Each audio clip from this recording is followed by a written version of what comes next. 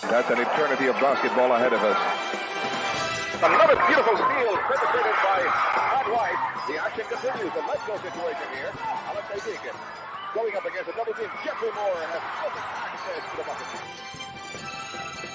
What you saw from that normal replay of that last bit of action was Juan Fernandez actually wanting to dish off the against pass to Jaworski. We're crossing the twilight zone. That's an eternity of basketball ahead of us.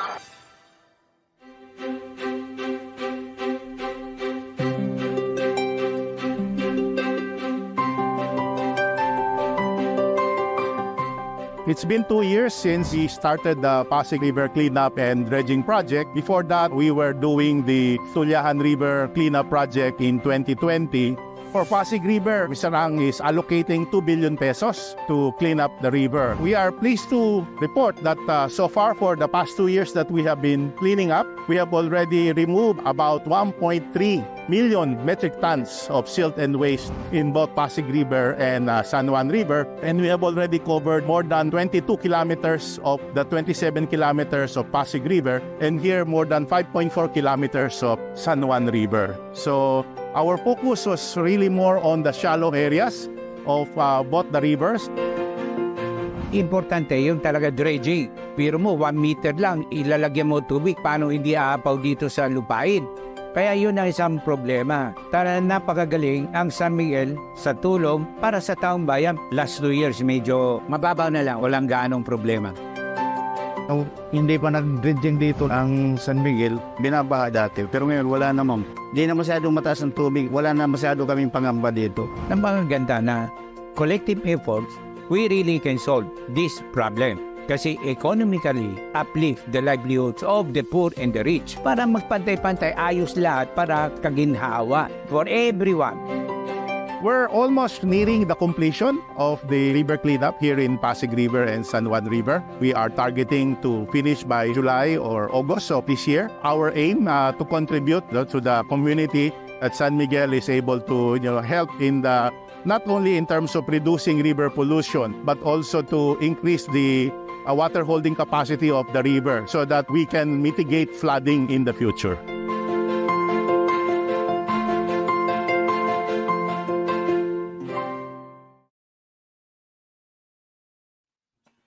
Welcome to an eternity of basketball.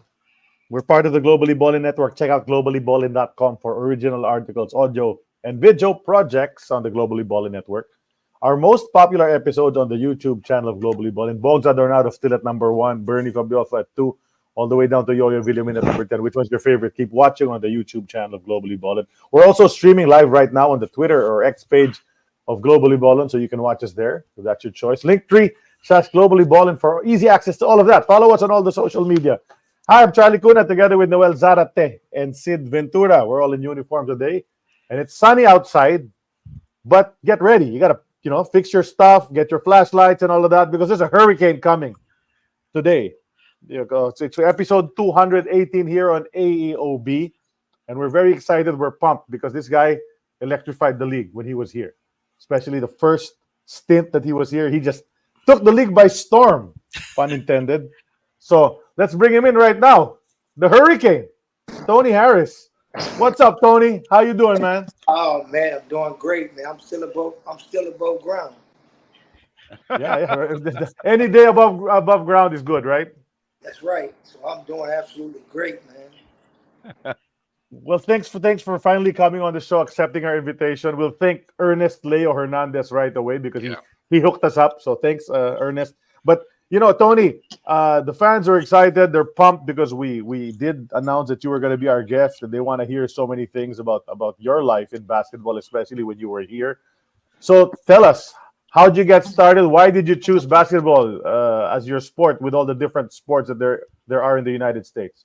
Well, I didn't choose basketball until probably my junior year in high school because, I played American football too. Okay. In fact, the NFL, they're the ones that had their hand on me first when I come out of college. I went to NFL football first, to the New Orleans Saints as a wide receiver, free safety. So I chose, from that point, I just chose basketball because Man, I didn't want to get any broken bones, man. Those guys are big, man. You know, I was a puny little kid. So your first So when you sport were growing young, up, yeah. your first Go sport ahead, growing Sid. up was football, not Yes. yeah. You know, who did you look up to back then? You know, in terms of football, and then later basketball. Well, the late rest in peace, O.J. Simpson, Walter Payton, Lynn Swan. This one, yeah. Yeah, So those guys. a bunch of wide receivers, huh? Yeah. You know, running back, of course, in the case of OJ. Yeah. Yeah. But when you shifted to basketball, who were the players in the NBA most likely that you patterned your game after? Of course, Julius Erving. And Despite Dr. despite the J. fact The that you're doctor. about a few inches shorter, right? Dr. J. I was only 6 years old, 7, when I started thinking about, okay, I want to be in the NBA, but I want to be like this guy here, who, Julius Erving from the 76ers. Yeah. Played. And, I think he came out of the ABA league. yeah. That's right. New The York Knicks. Nets. The New York Nets. Yeah.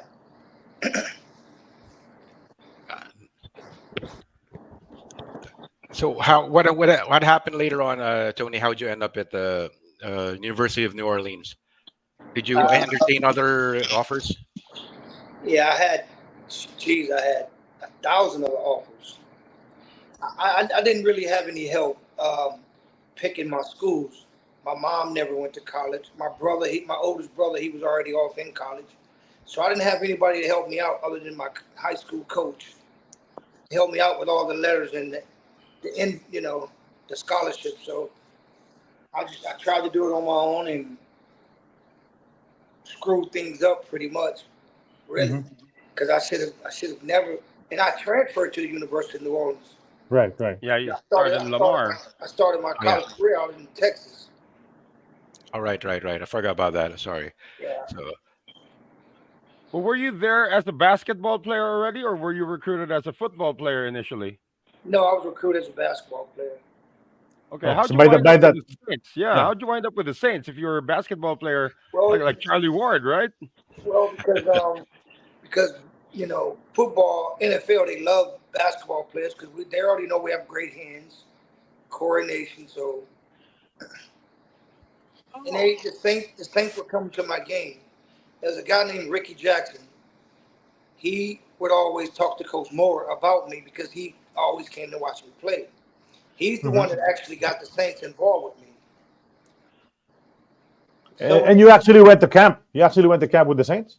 Yeah, so when they actually came to watch me play, they asked me, says, Tony, you look like you've played football before. I said, well, I have, but in high school. And they said, well, yeah, you moved like a football player on the basketball court. I said, yeah, because I use a lot of my football moves on the basketball court.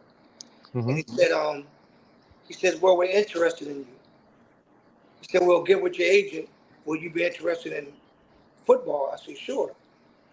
So they said, okay, well, we'll talk to the agent and get you out to our camp, our 2-week camp.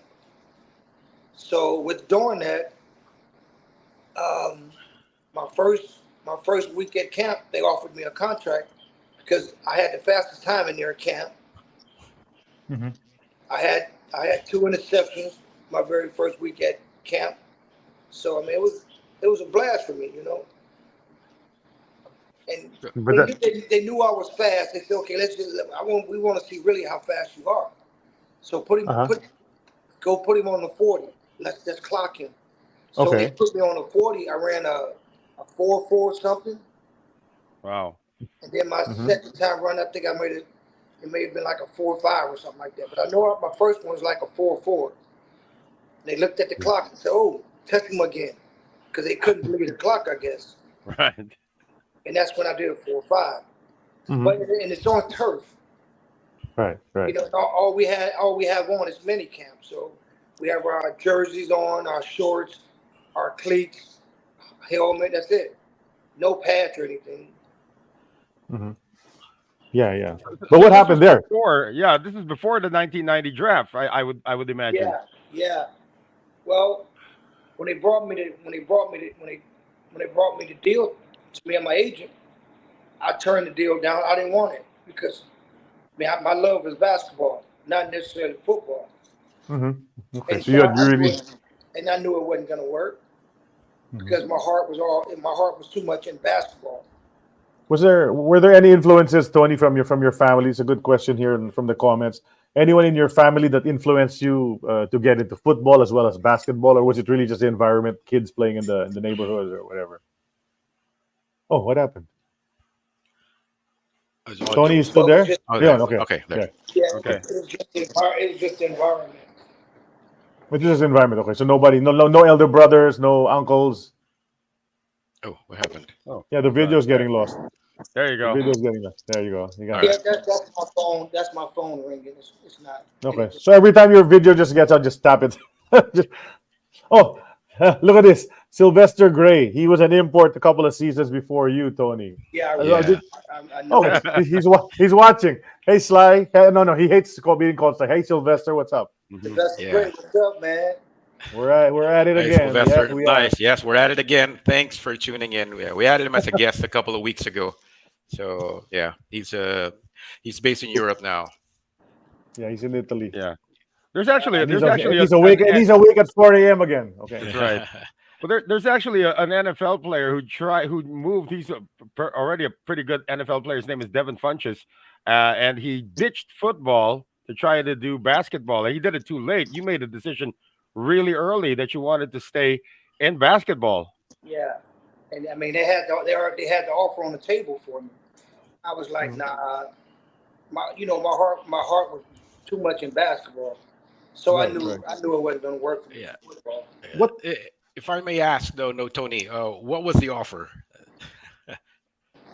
Well, they offered to put me on the. It was really, I didn't discuss the financial part. It was just that they wanted to have me and put me on the developmental squad first, because that's what they do to rookies. They put us on developmental squad, and Right. it's like the specialty team. Right. That's And then they want you to work your way into the main team, right? Right. They gave me their playbook and they said, listen, if you're able to catch on to the plays, we may be able to just bring you straight in and play you. So which was mind-boggling to me. They gave me a playbook about this thick. Yeah. And it had all their plays, all the options, and I mean that's not easy to learn, comprehend. Me being a basketball player, so I mean it was a little too much to me. And Yeah, they expected you to memorize all of those plays right away. When you say this thing, it's just defense, right? Just defense. No. He had learned. Yeah, there's too many plays. Football's crazy, the number of plays that you can run. Because I'd put you on special teams as a punt returner or as a kickoff returner. That'd make you very effective, right? I think that's what they were planning because of my speed. Right. Obviously, yeah. But they wanted to use me as a wide receiver and a free safety too. So Yeah.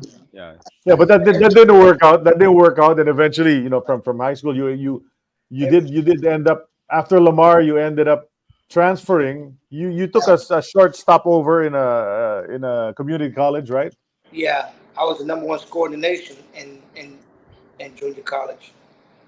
It was me and Larry Johnson going back and forth. Okay, yeah, he was playing for San Jacinto, right? Yeah. And I wasn't even supposed to be, because I actually left Texas to go to the University of Kansas. Okay. I didn't have enough transferable hours as a freshman, so they sent me to the JUCO, Johnson County Community College, which sits right between K-State and KU. It sits right between both of them. So when I started playing, and I'm averaging, 35, 36 points a game in junior college, and so now I got K-State pulling me one way, I got KU pulling me the other way. That's when I actually signed a letter of intent with KU because they won the national championship in '88. Yeah, 88. Right. Yeah. Exactly. Danny Danny Manning. Danny Manning, right? Danny Manning, Kevin Pritchard, Milt Newton, Right. Cedric Milt Hunter. Newton, yeah. Keith Did Harris. did Roy Williams talk to you personally? I mean, sorry, Larry Brown. Larry Brown. Did Larry Brown talk to you personally? Oh yeah, I've talked to Larry 1,000 times. With regard to recruiting you for Kansas, because he was the Kansas coach back then, right? Yeah, he was a head coach. And then when they won the national championship, Larry left and went to the Clippers. Mm-hmm. That's right. That's And right. so I withdrew my signature because now Larry's gone. Ah, okay. I'm no longer interested in Kansas now. Right. That was So my- KU and K State are pulling you one way and the other. Yeah. How do you end up How do you get up in New Orleans? Tim Floyd. Tim Floyd. Okay. Yeah. Okay. He called. Tim Floyd was recruiting me when he was at UTEP. Okay. And now because I'm not going, I withdrew my signature from KU. My next option is to go to UTEP. So Tim Floyd was my recruit. So upon me getting ready to go to UTEP, Tim Floyd intercepted it and says, "Listen, Tony, I'm no longer going to be at UTEP. I got the head coach's job at the University of New Orleans." He said, "Would you be interested in coming to University of New Orleans with me?" And I said, "Sure." He said, "Are you going to say?" He said, "Are you going to say both of your years?" Because I still had 2 years left. Mm-hmm. And I told him, I said, "Yeah, I'll say both years." But I came out my junior year. Mm-hmm. I didn't stay to my senior year, which I should have.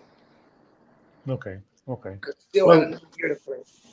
Yeah. Okay. But since we're talking about the New Orleans stint already, I think it's time we enter the first segment of our show.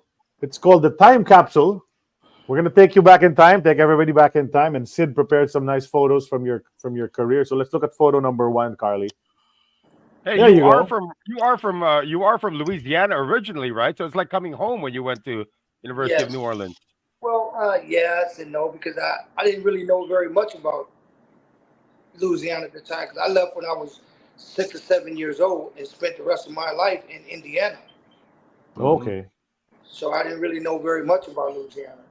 I just knew my relatives were there. So Tony, this scouting report on you on the right.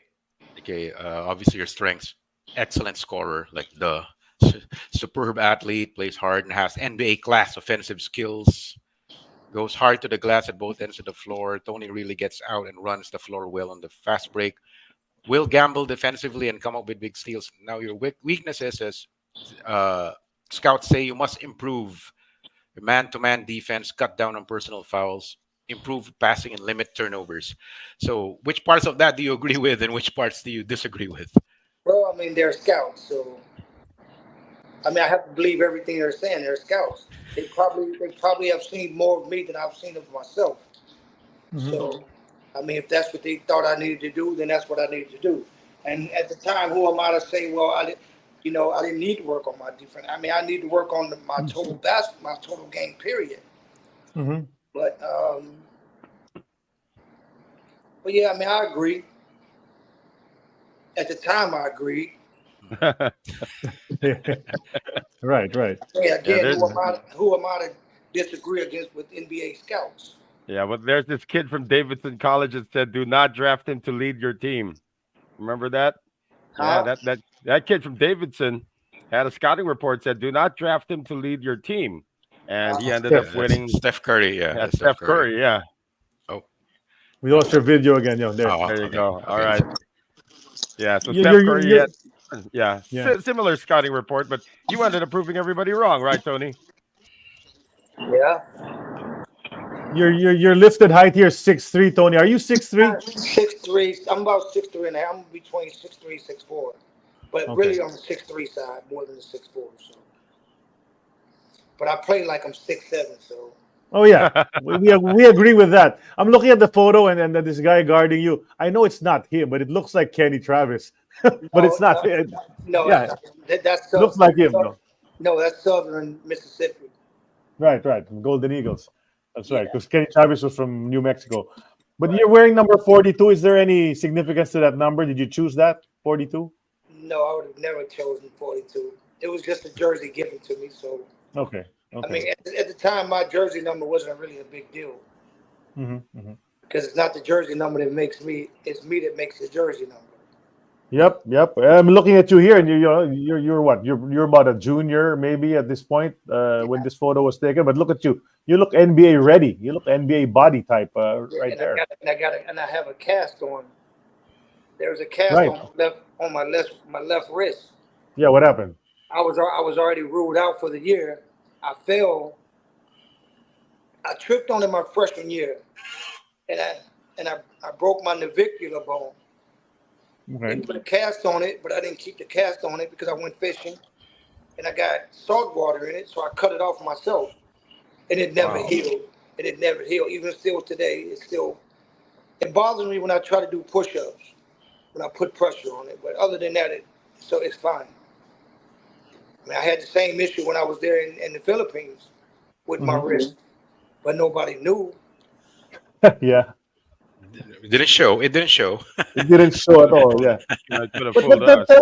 tell us about Coach Tim Floyd. Because he recently he was in the NBA, and a lot of people were making fun of him because of what happened in the NBA and all that. But what kind of coach is he? Tim taught me. He taught me how to be a young man. He taught me how. What's the word I'm looking for? I'm looking for this word and I can't find it now. But Tim's a great coach. He taught me how to be a young man on the floor and off the floor. Nobody really knew about anything about Tim Floyd, except the University of New York. I didn't know very much about Tim Floyd, and he was a recruiter. Mm-hmm. And he was a disciplined. He was really a very disciplined coach. Mm-hmm. Very. Were you surprised when the Bulls named him Phil Jackson's successor in 1999? Oh yeah, I was very surprised. I didn't believe it would work, anyways, because Tim is a college coach. He can get any college kid to pretty much do exactly what it is he wants them to do. And when you get to the NBA, it's totally different. These guys, they do what they want to do.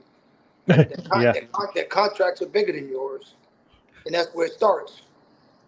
So NBA is different. You'd have to be there to understand what I'm saying. Mm-hmm. It was mind-boggling for me. All the bull crap that went on in the NBA, that goes on in the NBA. I guess that happens in every other league as well, right? Yeah. But you're playing Division One, New Orleans, and your numbers are pretty good. You average 17 plus your first year there. The next year you average about 20 points a game. Do you remember any battles you had against top players? Who are the guys that impressed you when you were at New Orleans? Guys you would battle against? Of course, Charlie Ward. Mm-hmm. Charlie Ward. Oh my God. I'm trying to remember my man, the point guard from Florida State, George McLeod. Yeah. Mm-hmm. He was 6'8" point guard. 6'7" point guard. He was bigger than our whole team. Uh-huh. So we played against. It was him, Charlie Ward, not Charlie Ward. I'm sorry, him, Sam Cassell, and we beat them. We beat them when they were ranked number 7th in the country. Mm-hmm. Our little team at University of New Orleans, our center was maybe 6'4", and we ended up beating them when they were ranked in the country number 7. Right. Wow. George McLeod, Sam Cassell. They had a few good players over there on their squad. Yeah. That was a loaded team. Yeah. You said your center was 6'4". It's like a Philippine team. Yeah. I said it was 6'4". His name was, Yeah. You see, that's why you were so used to playing that way, with a small center. When you came to the Philippines, everybody was that height. Yeah, but we ran other teams crazy because we never stopped running. We always ran fast breaks, even in half-court settings. We always moved. We moved, cut, backdoor. It was constant. Tim Floyd had this open floor offense. It was called four corners, and we were consistent. Move, and screen. We already knew we were too short to have a half-court game. We didn't have any post-up guys beside myself, and I wasn't 100. I wasn't 200 pounds soaking wet with 4 bricks in my pocket. Right. So Yeah. then we had Irvin Johnson, who ended Yeah. up going to the NBA. Coach To the Sonics. Tim Floyd got in from a supermarket. This kid had never even played organized basketball before. And You then it find showed. somebody 6'10" in a supermarket. Yeah, he was a stock boy. He was really raw. Even when he went No. into the NBA, he was really raw. He was drafted high, Yeah. but he Yeah. was so raw. I remember with the Yeah, Sonics. he was old. He was older than me as a freshman. I was a junior. He was That's older right. than me. That's right. He was a 26-year-old rookie in the NBA, if I remember right. Yeah. Talk about maximizing your trip to the supermarket, right? You And walk then, in of course, to buy milk, and then you come out. yeah, What a that's 6'10" true. But then he was destined to play basketball because his name's Irvin Johnson, right? Yeah. So Yeah. he's 6'10" and he's Irvin Johnson. He had to play But- basketball eventually.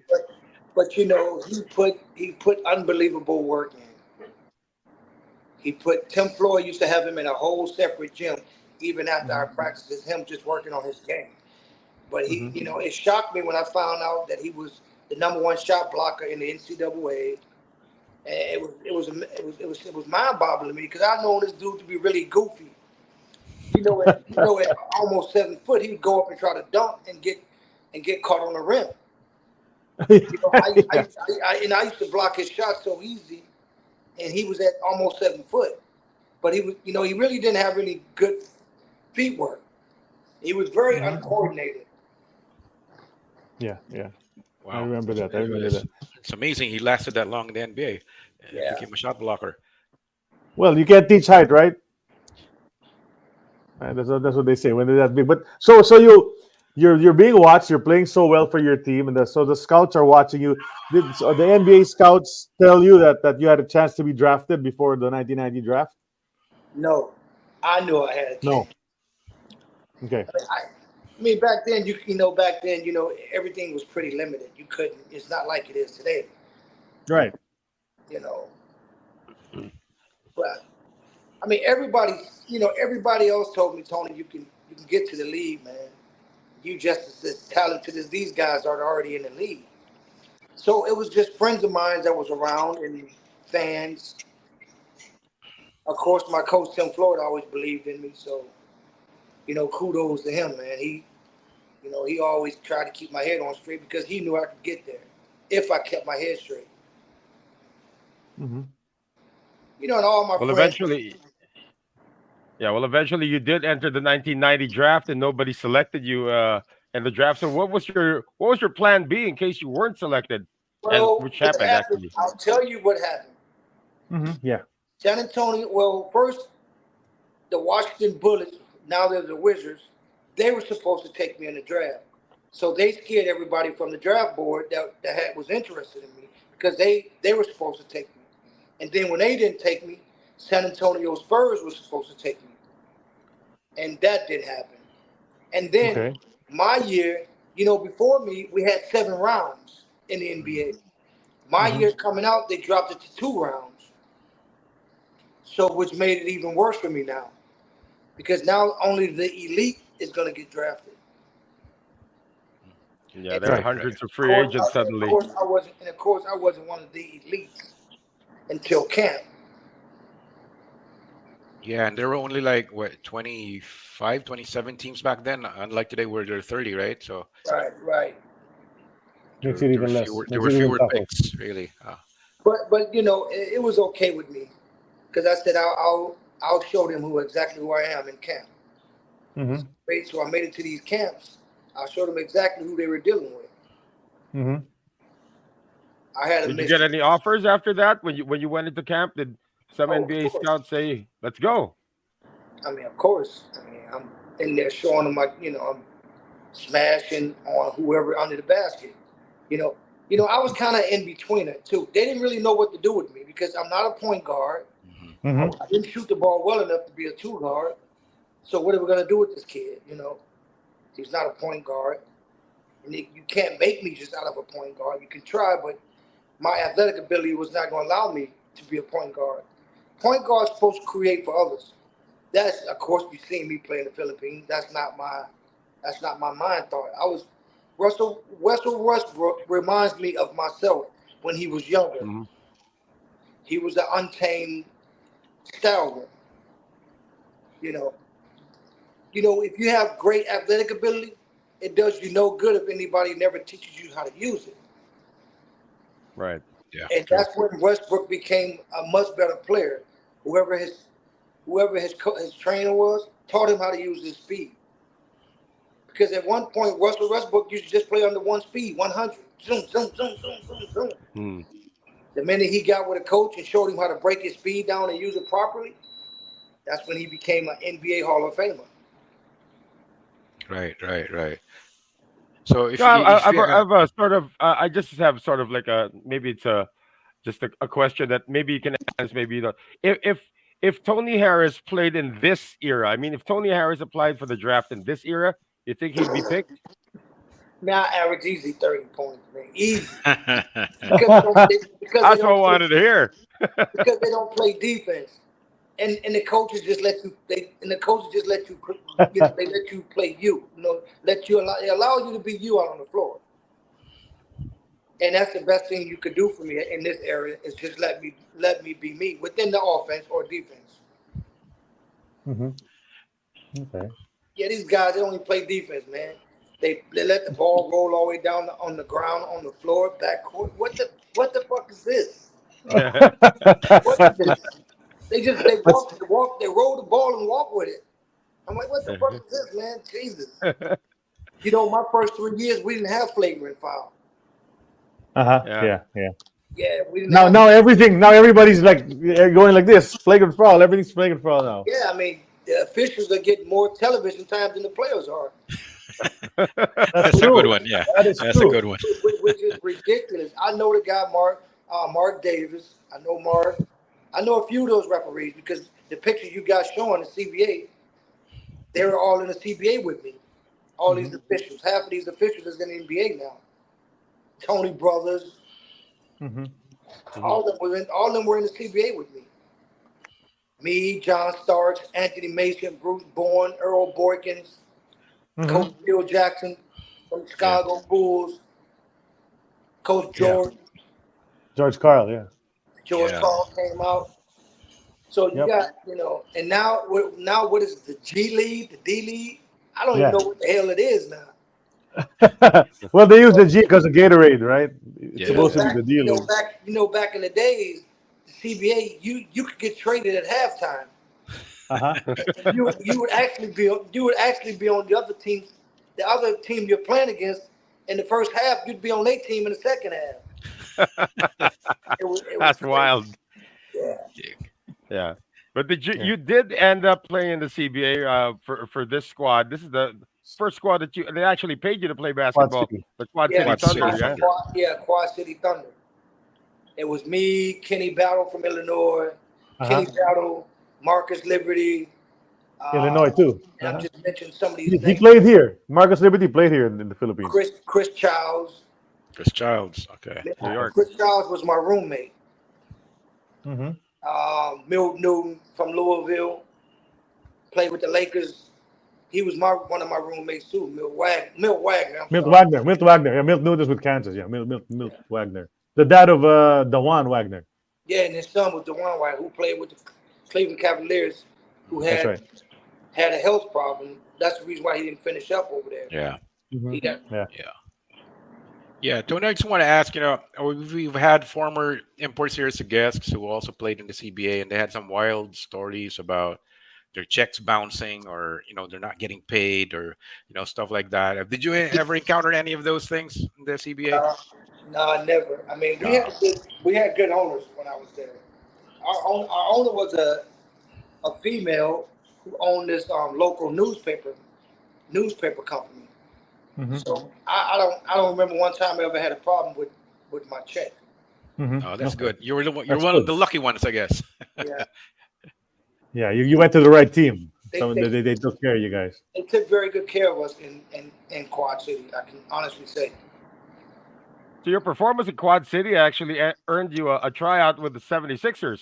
Yeah. I mean, I was coming off the bench as a rookie, averaging, I want to say, 21, 22 points.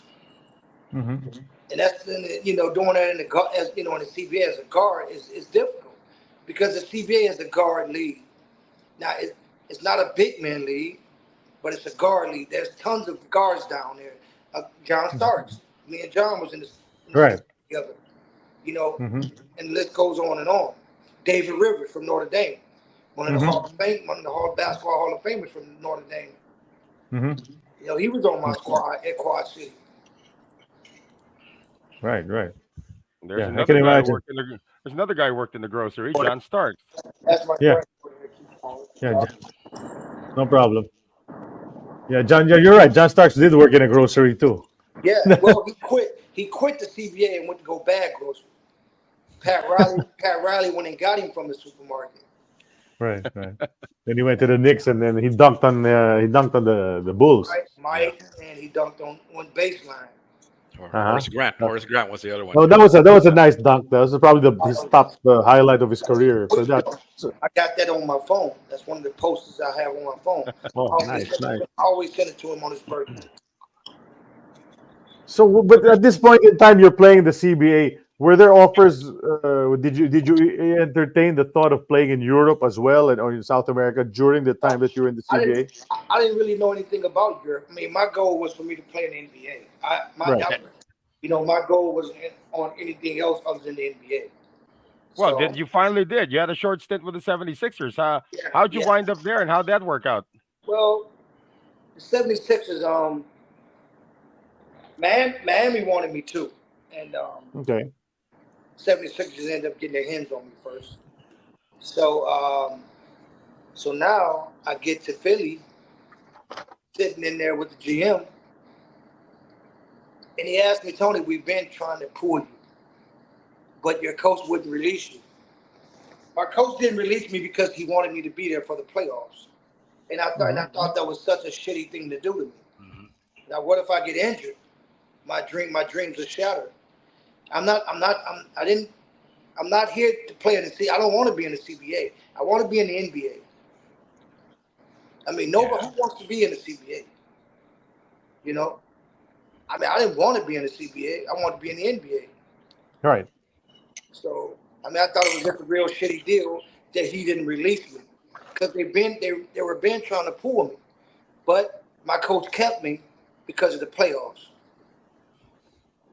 Yeah, that's Yeah, but you eventually did go to Philly. So how that happened? Well, I mean, they finally pulled me.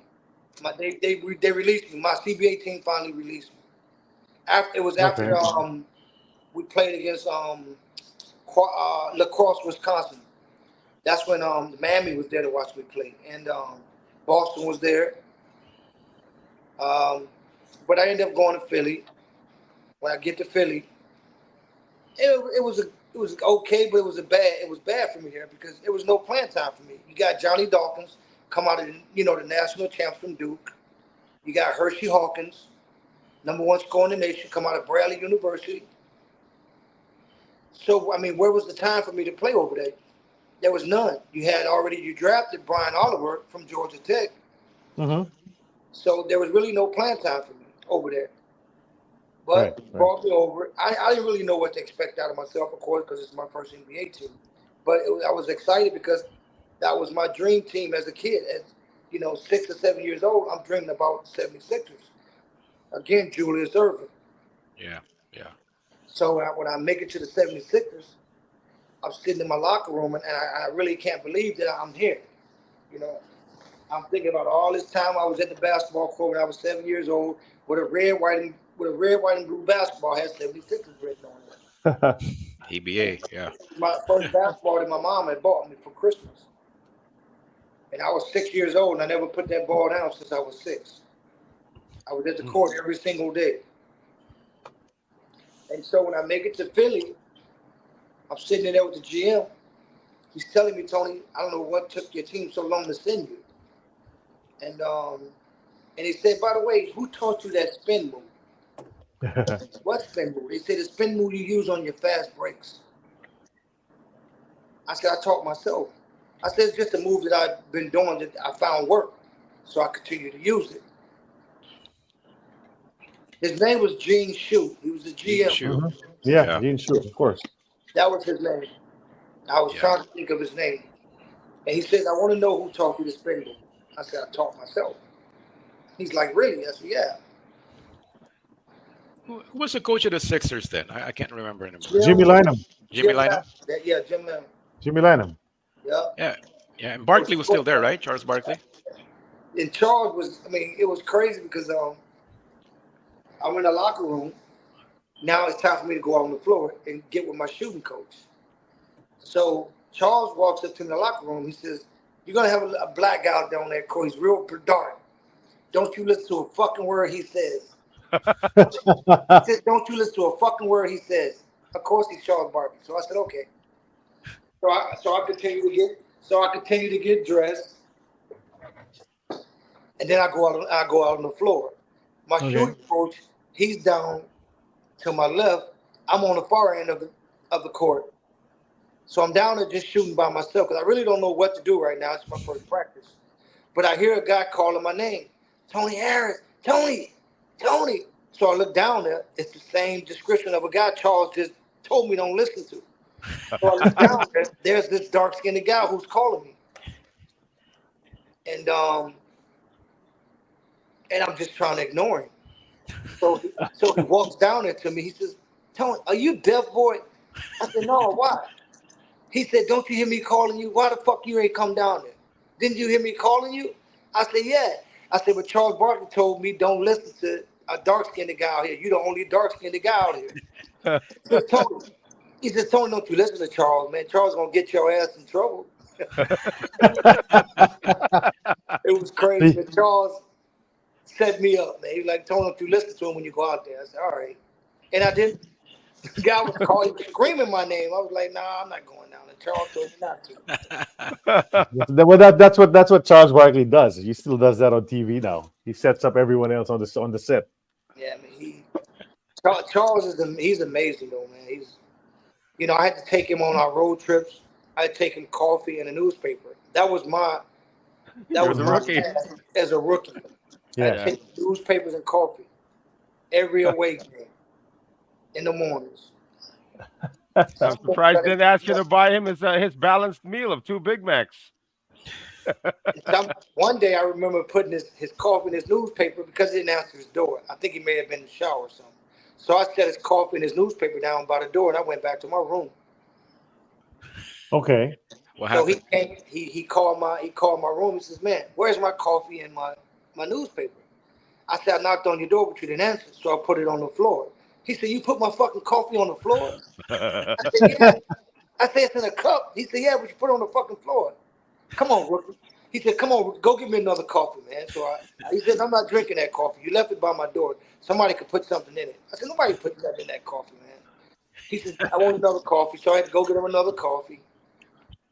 And bring it up to him. But my fondest moment with Charles is after practice one day, he asked me if I want to go out to eat. And I said, yeah, I'll go out. So he says to me, he says, okay, me and you going to go out. We're going to go downtown Philly. All right, cool. So we get to the restaurant. It's a really fancy restaurant now. And I don't know why he picked this fancy-ass restaurant. But anyway, we end up, we go in there. So we order. Of course, the bill comes back. Charles slides me the bill. I'm a rookie. I ain't got no fucking money. So he slides me this $387 bill. I look at the bill. I say, what is this? He says, pay for it. I said, pay for it? I don't have no money, man. Pay for it. He said, I can't pay for this. So I give it back to him. He said, nah, you got to pay for it. So I ended up paying. How'd you solve that? How'd you solve that problem? You paid $387 for a meal? Yeah, a meal. Just him and I. Wow. And I didn't have much. What a bully. Wow, man. You only spend that much if you can take the person home. Yeah, You didn't take Charles Barkley home, right? Charles will screw over you any chance he gets, man. He will screw over you. He's the one making millions. Yeah, Jesus. But Charles, he's a great guy. He's unfiltered, of course. He put me in his book. I'm in his book. Wow. The book I'm in his book. Which one? I think he's written like 2 or 3. I can't remember which one because everybody else is telling me, Tony, you should read Charles' book, man. He mentioned you in his book. Did he say nice things about you? Yeah, of course. Well, Of course. we gotta. I think. Well, we gotta buy all of his books then. Yeah, exactly. I wanted to ask about someone on that Philly team as well, Rick Mahorn. He was always such a character for me. I always liked him, except when he was with the Pistons. But I like what he would do, the way he would play. So, do you have any Rick Mahorn story? They were bump and thump, right? Well, of Barkley course. and them. Rick, Rick, we got him from Detroit in a trade. And Rick, I want to say second practice. I know him from the Bad Boys. I don't want to run baseline because he's down on the baseline. I don't want him to chuck me. Because Rick's like 6'9", man. He's probably fucking 300-something pounds. I'm like 150 with 4 bricks in my pocket, man. I'm not going on that baseline because I see Rick down there. So I go down there anyway. Rick chucks me and knock all the wind out of me. I'm talking about he like barely touched me. I lost every inch of breath I had in me, man. But Rick's a great guy. Yeah, you try moving around the pixie, he said. Yeah. From all accounts, he was the type of player that you don't want to go up against, but he's a wonderful teammate, right? Yeah, and he actually taught me post moves, Rick, because Rick he had me on the block one day. We were running plays, and he's like, "Oh, I got a mouse. I didn't know what the fuck he was talking about. I got a mouse. I got a mouse in the house. He's too small. That's Yeah. That's it. Yeah. I got a mouse. So I'm looking at him like, motherfucker, what you calling a mouse? No mouse. So I'm fighting Rick on the block, and again, I'm not 150 pounds with 4 bricks in my pocket. And this guy's like 300-some pounds, and I'm calling myself moving him, and I wasn't budging him at all. Yeah. Rick Mahorn was a character too, Yeah. and eventually became a coach. Who would have thought, right? He would become a coach eventually, but that's all good. But then, so you're there playing in the NBA, CBA, and all of that. How do you end up being invited to Manila? This guy by the name of Bobby Riaz. Bobby Rios. Yeah. Bobby Rios, Bobby Riaz. Of course. Well, I know you guys probably know Tank Collins. He came to the Philippines. Yeah. Presto Import. Yeah. Tank Collins played with me on my my University of New Orleans basketball team. So when Tank left to go to the Philippines, of course, I went to the NBA camps. So when I made it back out of camp from the 76ers, I walked in a daiquiri shop. Tank Collins was sitting in there. And we were both surprised to see each other, of course, because we had already parted ways. And Tank, he looks at me, he said, Tony, he said, man, how long you been back here in New Orleans now? I said, man, I just made it back from camp. He said, yeah. He said, man, how did it go? I said, it went good. He said, man, you should try the Philippines. I said, the Philippines? I said, man, I'm not going to the fucking Philippines. Because, of course, I didn't know anything about the Philippines. Right. Because my mind is on the NBA. I don't care about nothing else but the NBA. He says, man, you really should try it. He says, man, they'll love your game, Tony. I said, why? He said, because you play in the air. Your game is in the air. You fly all over the place, man. They love you, man. They love players like that. I said, yeah. He said, yeah, man, you should give it a try, Tony. I'm telling you, they'll love you over there. He just kept telling me they'll love you, Tony. They'll love you. And so, of course, it's still not dawning on me because I've never played abroad. I didn't know anything about PBA basketball. I had never even heard of it. So he says, Tony, I said, you know what? Well, maybe I need to try it because if nothing happens in this, I need to go start trying to make some money. I had one son at the time. Now I got 7 kids, 7. Whoa. I can't even keep up with them. I got so many. Anyway, I need to start go make money now. I'm a dad. So I said, all right. So he gives me Bobby Riaz's number. So I call Bobby Riaz. And I says, man, how you doing, Bobby? I got your number from Tank Collins. I think his real name is Darwin, but his nickname is Tank. And then he says, yeah. He says, I might be interested in going to the Philippines. He says, is this the Tony Harris from the University of New Orleans? I said, yeah. He says, oh, man. He says, let me reach out to a couple of teams for you and see what we can get. I said, well, this is my agent, Mark Fletcher. Mark Fletcher, it was Tony Parker, and Kevin Garnett had him. And Dino Roger. And the list goes on and on and on. I was one of the little peons that he had. Uh-huh. Mark was out of New York, very top, prominent agent in the game. Of course, he had Dino Raja, he had Kevin Garnett, he had Tony Parker, and again, the list goes on and on. And myself, again, I'm a peon to the rest of those guys. But anyway, he reaches out to Mark. He tells Mark. Mark calls him and asks me, Tony, are you interested in going to the Philippines? I said, I don't know. I want to go give it a try. Why not? I'm not doing anything right now. So he said, all right, we'll set it up. So he set it up, and off I went. Came to the Philippines. So now I'm coming to the Philippines. And at the time, we had a hurricane in Louisiana. Mm-hmm. Oh. There was a hurricane on his way in.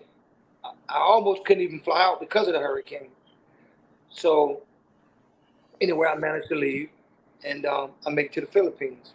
I don't know what to expect out of me. I've never played abroad. So now I get there. I see this little guy meet me at the airport. His name was Elmer Younger. So Elmer asked me if I was hungry. I said, yeah, I'm hungry. So, it was an 18, almost 20-hour flight. Yeah, I'm starving. So he takes me to the Hilton Hotel. Wow. So I'm sitting at the table with Elmer. I'm sitting there. I'm staring out the window because right now you guys had a typhoon going on. Oh. And I'm staring out there. I've never been in a typhoon. I've only heard of them. I'm staring out the window and I'm asking God, why am I here? And I just keep saying, I'm in the Philippines. Why do you have me here? And I was really looking for an answer. Truly, I'm sitting at the table with my manager, asking God, why am I here? I know there's a reason why you have me here. So, me and Elmer Younger, we go to his office. No, he comes and gets me the next day. We go to his office. He gives me a driver. So now I'm thinking, I have a driver. Well, I'm important. Already. I haven't even touched the ball, but I didn't know I had a driver because of the way that you guys drive in the Philippines. There's no way I could have driven myself. Yep. I agree. I can literally just reach out of my car and touch somebody in the next vehicle. That's how close you guys drive. I was like, wow. Yeah. So, It's worse now. Okay. Yeah. So now I'm going around the Philippines with my driver, and I see all these homeless kids standing on every corner, and I'm passing out money to them. And my driver, Lester, he's telling me, Tony, you can't, you see me doing it every day. He's like, Tony, you can't help all of them, man. I said, I can help the ones I can help. So he said, you got to stop, Tony. You'll go broke, man. He says, because every kid's going to walk up to you and try to get money from you. I said, it's fine, man. So anyway, now I have street kids. So now not only am I giving them money, now I take them, I start putting them in my vehicle with me and taking them over to my condo and letting them swim in the swimming pool. Of course, my condo, they were upset because they were, like, they were complaining to my office. They were like, you got to tell Tony he can't bring street kids in here and put them in the swimming pool. And I'm like, why? He was like, because they're dirty. I was like, listen, okay, well, they're dirty. I'll let them shower. So then I started letting them shower. I took them to the mega mall. I bought them all swim shorts and flip-flops. And then I brought them back to this pool. And I showed them, I said, look, are they proper now to get in your swimming pool? They were like, Tony, you can't just bring street kids in here and put them in the swimming pool. I'm like, I still don't understand why. He's like, well, they're street kids. I'm like, I don't care. So I did it over and over and over. And I guess they just thought this guy's crazy. Let's just leave him alone because he's not listening. Well, why'd you gravitate to these street kids? Was it similar to how you grew up as well? And you didn't have those kinds of privileges? No, I just looked at them that, I was given the blessing, so I'm just trying to pass the blessing along. And here it is. These kids have nothing. And I have more than them. So now I'm with these street kids every day. The same ones I go pick up. Now I know where they live. So now I'm not only picking them up off the corners, I'm going to their houses and picking them up. Bringing them to my practice. They're sitting on the sides watching me practice. I take them, we go eat at Jolly Bees. I'll take them to Mega Mall with me. Got Robinson's Galleria. Yeah. They're still there, by the way. How many kids are we talking about here, Tony? How many kids tagged along with you? It was about 5 or 7 of them. I'd go pick them up every day. So now my team realized, okay, Tony's really interested in these kids. So he needs a bigger vehicle. So now they give me a van. Wow. because of the kids. So now I need to be comfortable with these kids, and the car is too small. Elmer Younger, Joey Conception. They see exactly what it was I was trying to do. So now I got Joey Conception. Not only I got Lord. I don't know if you guys know. Of course you know Lord Vicuña. Mm-hmm. There were 4 nuns who ended up coming over to Elmer Younger's office because they had heard about me, working with the street kids. And I think they were already trying to build some kind of something for the street kids. I think it was a computer lab or something they were trying to build. They wanted to see if I wanted to be a part of it. And I said, sure. So I got Joy Conception to give a certain percentage off of his product, his meat products, and go towards Lord Vicuña. Mm-hmm. And they agreed and they started doing it. Yeah. So I mean, and then I put the street kids on my Filipino basketball card. They were on my card with me. Mm-hmm. I'm kneeling down, and all my street kids are surrounding me. Right, I don't know how many imports have ever had a card, but my basketball card is me kneeling, and I got my street kids surrounding me. Yeah. Mm-hmm. Yeah, Tony, I don't know if you've heard, but Elmer Yanga passed away a couple of months ago. No, I haven't heard that. About a month ago, actually. About very a month recently. ago. Oh, man. So rest in paradise to Elmer Yanga, one of the most beloved figures in PBA history. I don't know anyone who hated him. I don't know anyone who didn't like him. Yeah. So I have a really strange question here, Tony. Have you been in touch with any of these street kids over the years, even when you left the Philippines and when you came back in '98?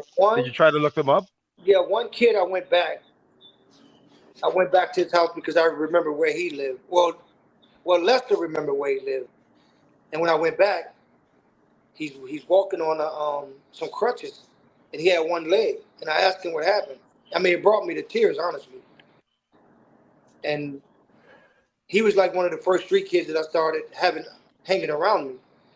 And he told me, I think it was a train accident he was involved with. Oh, wow. Left with one leg. Oh. Damn. So my street kids, the kids meant a lot to me. I don't want to keep calling them street kids, but they meant a lot to me. And I always brought them to the game, made sure they had tickets, them and their families. Always, and I was taking grocery bags full of things and just leaving them at people's houses. Awesome. Because I knew they were in need. Right. No, and they really are, and they still are, and it's all over the place still. So well, that's great for that. But then, that's your signal from God. Then that was a sign. Yeah, that's why you were here. I mean, aside from playing ball and entertaining the fans, that's why you were here too. That's exactly what I got from this whole thing of me being in the Philippines. I was here playing for these kids. Right. That's exactly what I got from it. But you did play some awesome basketball as well. So let's veer towards the basketball court. You get here and you meet your teammates, Tony, and you see this is the brand of basketball and all of that. Everybody's 6'5" and less. What was your first impression when you met the Swift Mighty Meaties at practice? I mean, really, it blew me away about this guy they call Rudy the Destroyer. The Destroyer. Okay. I'm thinking everybody kept talking about this guy, but I still haven't seen him. Okay. So he comes on the court and he's this little guy, and I'm like, he's a destroyer, and I was like, yes. I'm thinking some 6'7", 6'8" guy. Here comes this little Rudy the Destroyer, and I'm like, Jesus. But he's a tough customer though, man. Oh yeah. Yeah. So he guarded you in practice, or he tried to guard you in practice? He tried. He tried. He tried everything. And I'm sure he, Coach Yangel, man, he just gravitated to me, man, and he just pretty much just let me be me. I think he thought he knew what he had, and you know, I can't coach Tony. I just need to just let him be. You know, and he knew I would. You know, he knew I would make all the right passes, and you know, he just. I mean, that was just the best. That was the best thing for me in his relationship, is to allow me to be me. He would have never gotten what he got out of me if not. Right. But you just went to town when you were playing. You were just an explosive scorer. How did you find the basketball culture in the Philippines? You know, the stands are always full, and people understood basketball. Were you surprised at this place that you've never heard of before, such a basketball crazy country? Oh man, it blew me away. And I'm like, Jesus, man, these people, they love basketball. It's like their first love. But it was crazy to me that, you know, the whole nation of the Philippines, they're just crazy about basketball. That's their first. You know, I see kids playing in flip flops. There is no fucking way I could have ever played in flip flops. So clearly, I saw the talent then. These kids playing flip flops, and their flip flops are not even coming off. And I'm wondering how the kids playing in flip flops and they're not coming off. That was crazy to me. And the fact that no matter where Lester took me, there was always a basketball court, basketball goal. So clearly this was a basketball country. The Philippines. Hey, Tony, you have a friend named Johnny Parker. He has a comment about you. He's a good guy, short temper sometimes. All right. Yeah, Tony, your first game here, I think you made a very, very big statement. I think you scored like, I don't know, 87 points or something like that. Against Dale Demps. Against Dale Dale Demps, Demps, right. yeah. Your very first game. Who's built like the Incredible Hulk. He's Yeah. And eventually you two would meet in the finals as well. He's like but 6'4", we'll get to that. Yeah. He's like 6'4" and a half. Yeah. Almost 6'5". Yeah. He's pretty well built, right? So he's much bigger than me for sure. So yeah. Then you go out and drop 87. Were you surprised? Did you surprise yourself? Of course, I was very surprised, because here it is, another American that's at the same level, supposed to be the same level of basketball as me. Mm-hmm. And I found that was different. Well, after scoring 87 points, you think, okay, I belong here. I'm gonna score a lot of points here. I think I should stay. I really, honestly, I didn't. Okay. I really didn't. It didn't hit me till the next day. Although I have all these kids behind me, I forgot the guy who even interviewed me after I had 87 points. Mm-hmm. He's kind of a heavy set, kind of a older guy. Rami Quintanar, probably. Yeah. He interviewed me, and I mean, it was crazy. I didn't even know I had 87 points. I was just trying to win. I was just trying to win the game. Really, because I mean, it's my first game. Mm-hmm. Have you ever scored 87 points before coming to the Philippines? No.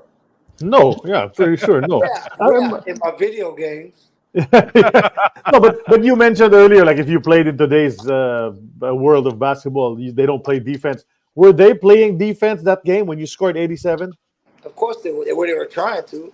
Yeah. Right, I think I was so much of a shocking to them that it just, you know, they didn't know what to do, honestly. No, you were too quick. You were just too quick, and then you jump over them, and I just remember that.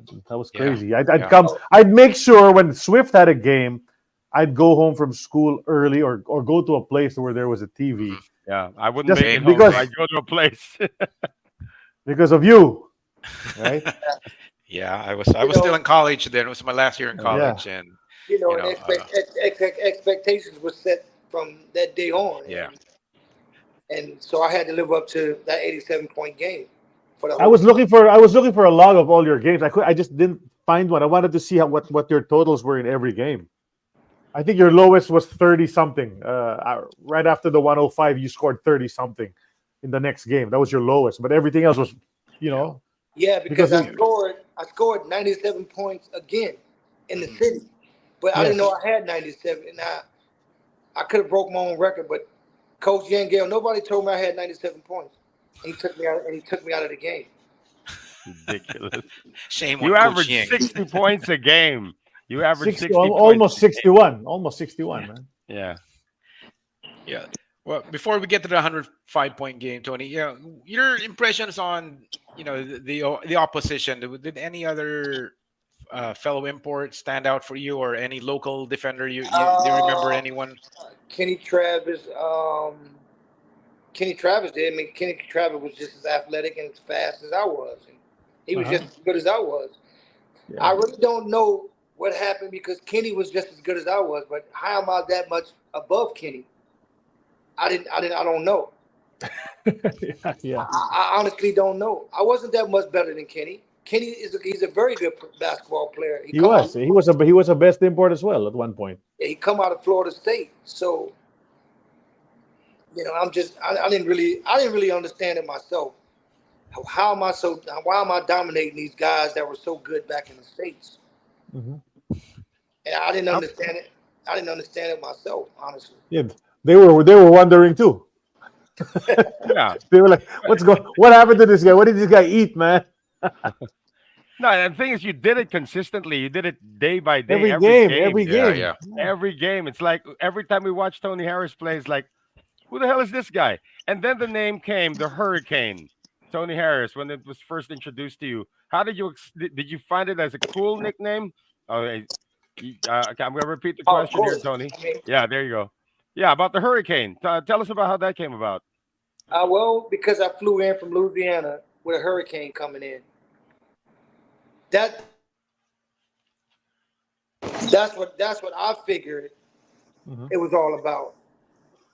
There was a hurricane coming in Louisiana, and here I am. I flew into Manila, and I destroyed every record that was ever set. It still stands, by the way. Your 105 still stands. And I'm sure it'll stand for a while. Yeah. Oh yeah. No one's come close. No one has come close, actually. I don't know, but I mean that game was amazing, man. And it was crazy because there's an older guy, I don't know his name, but I think he was a reporter.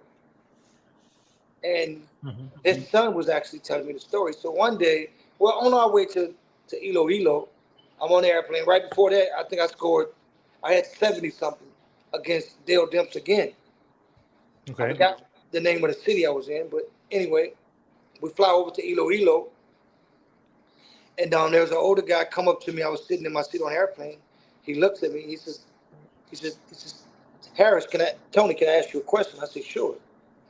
He says, do you know the highest scoring single game over here in one game? I said, yeah, it was 103 points scored by a guy by the name of Michael Hockett. He looks at me. He says, you can break that record. I said, no, I can't. I can never score 100 points, sir. Not in one game. I said, I'm looking up at him. I said, sir, I could never score 100 points. I'm sitting in my seat. He's standing up over me. And I said, sir, not in a million years will I ever be able to score 100 points. He says, Tony, you can score. He said, you can break that record. I said, no, sir, I will never be able to score 100 points. He shook my hand. He went back to his seat. And so now I'm in Iloilo.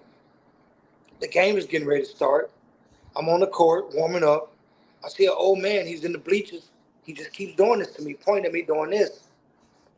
And of course, I can't hear what he's saying because I'm on the basketball court and fans are screaming. And so I grabbed Nelson Asatono and I asked him, I said, man, who is that old man right there? He keeps pointing his finger at me.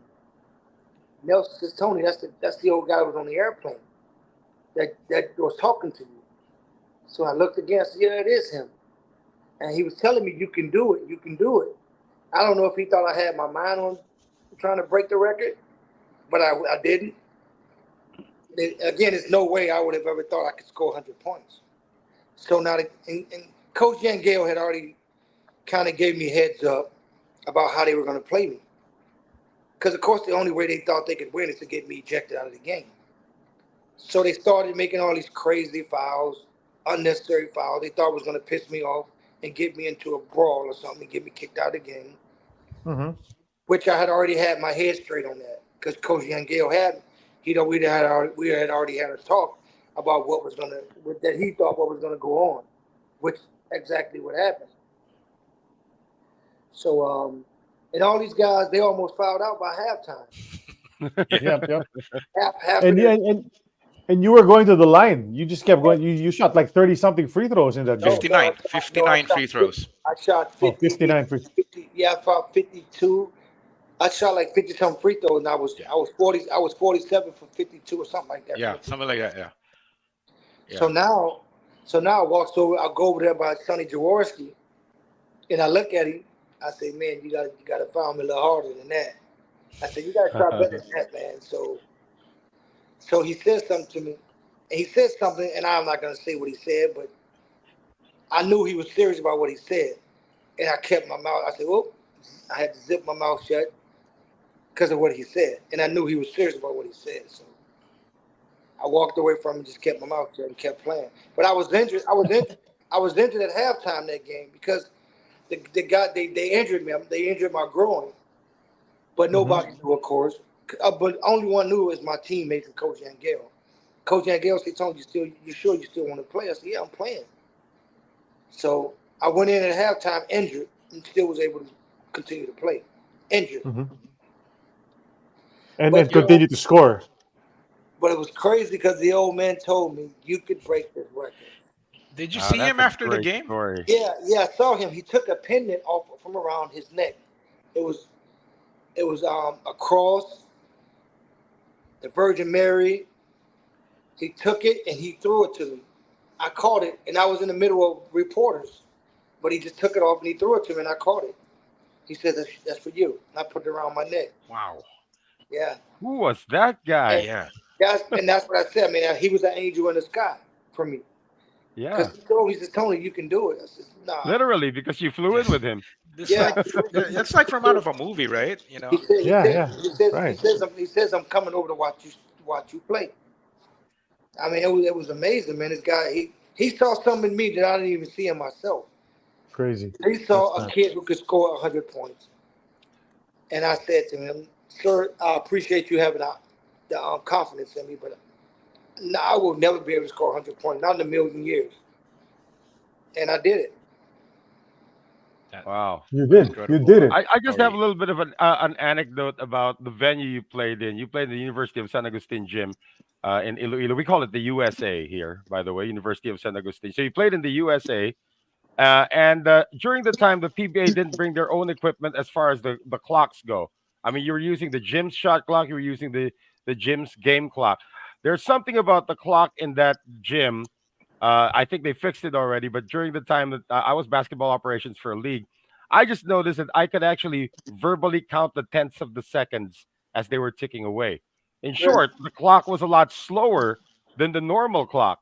Because I remember when we had games before, we were averaging like 60, 70 points a game. We played in Iloilo, it's like 100 points because the clock was so slow.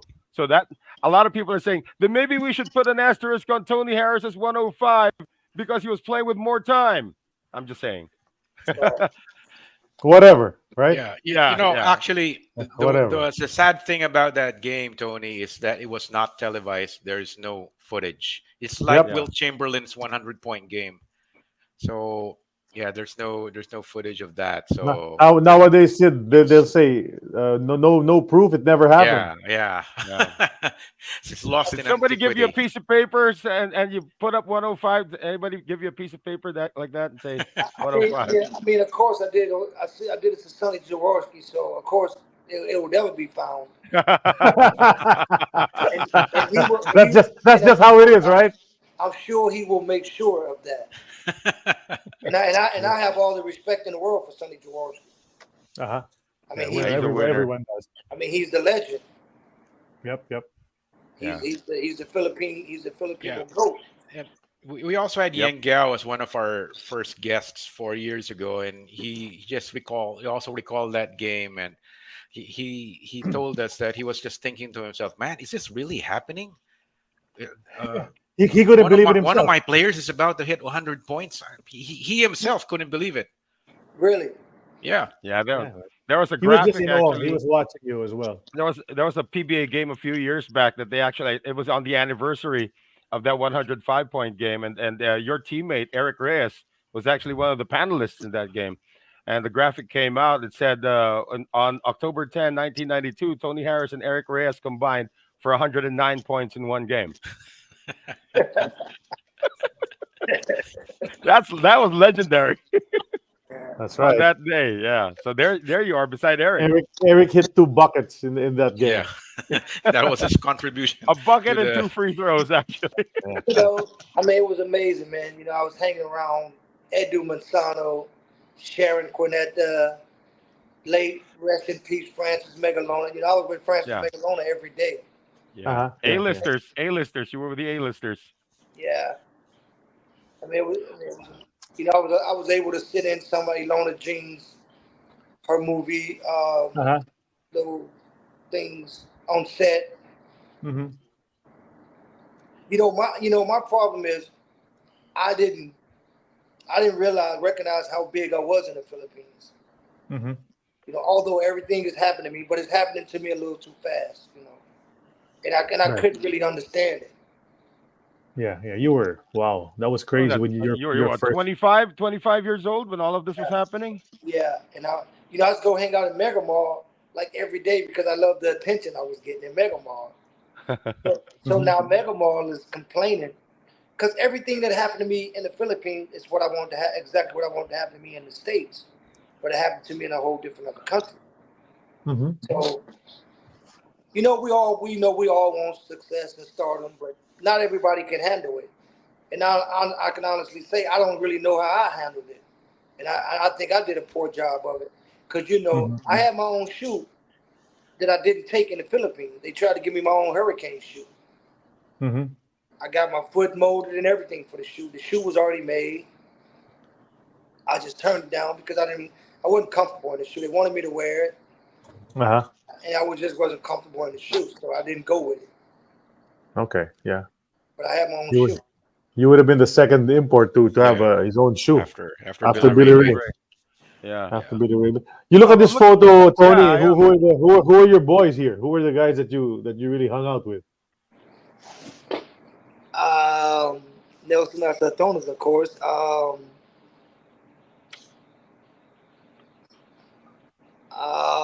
Nelson was my man. I hung around Rudy every now and then, but Nelson, that was my guy, Nelson. Yeah, the number 17 guy to the left, Terry Saldana, passed away a couple of years ago. Did he? I knew. Yeah. I chimed in. I think he was sick.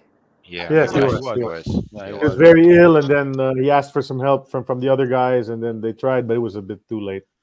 Yeah. Also, the assistant coach Roel Nadorata is also Roel Nadorata. passed on. Yeah. Assistant coach Roel has passed away as well. Jeez.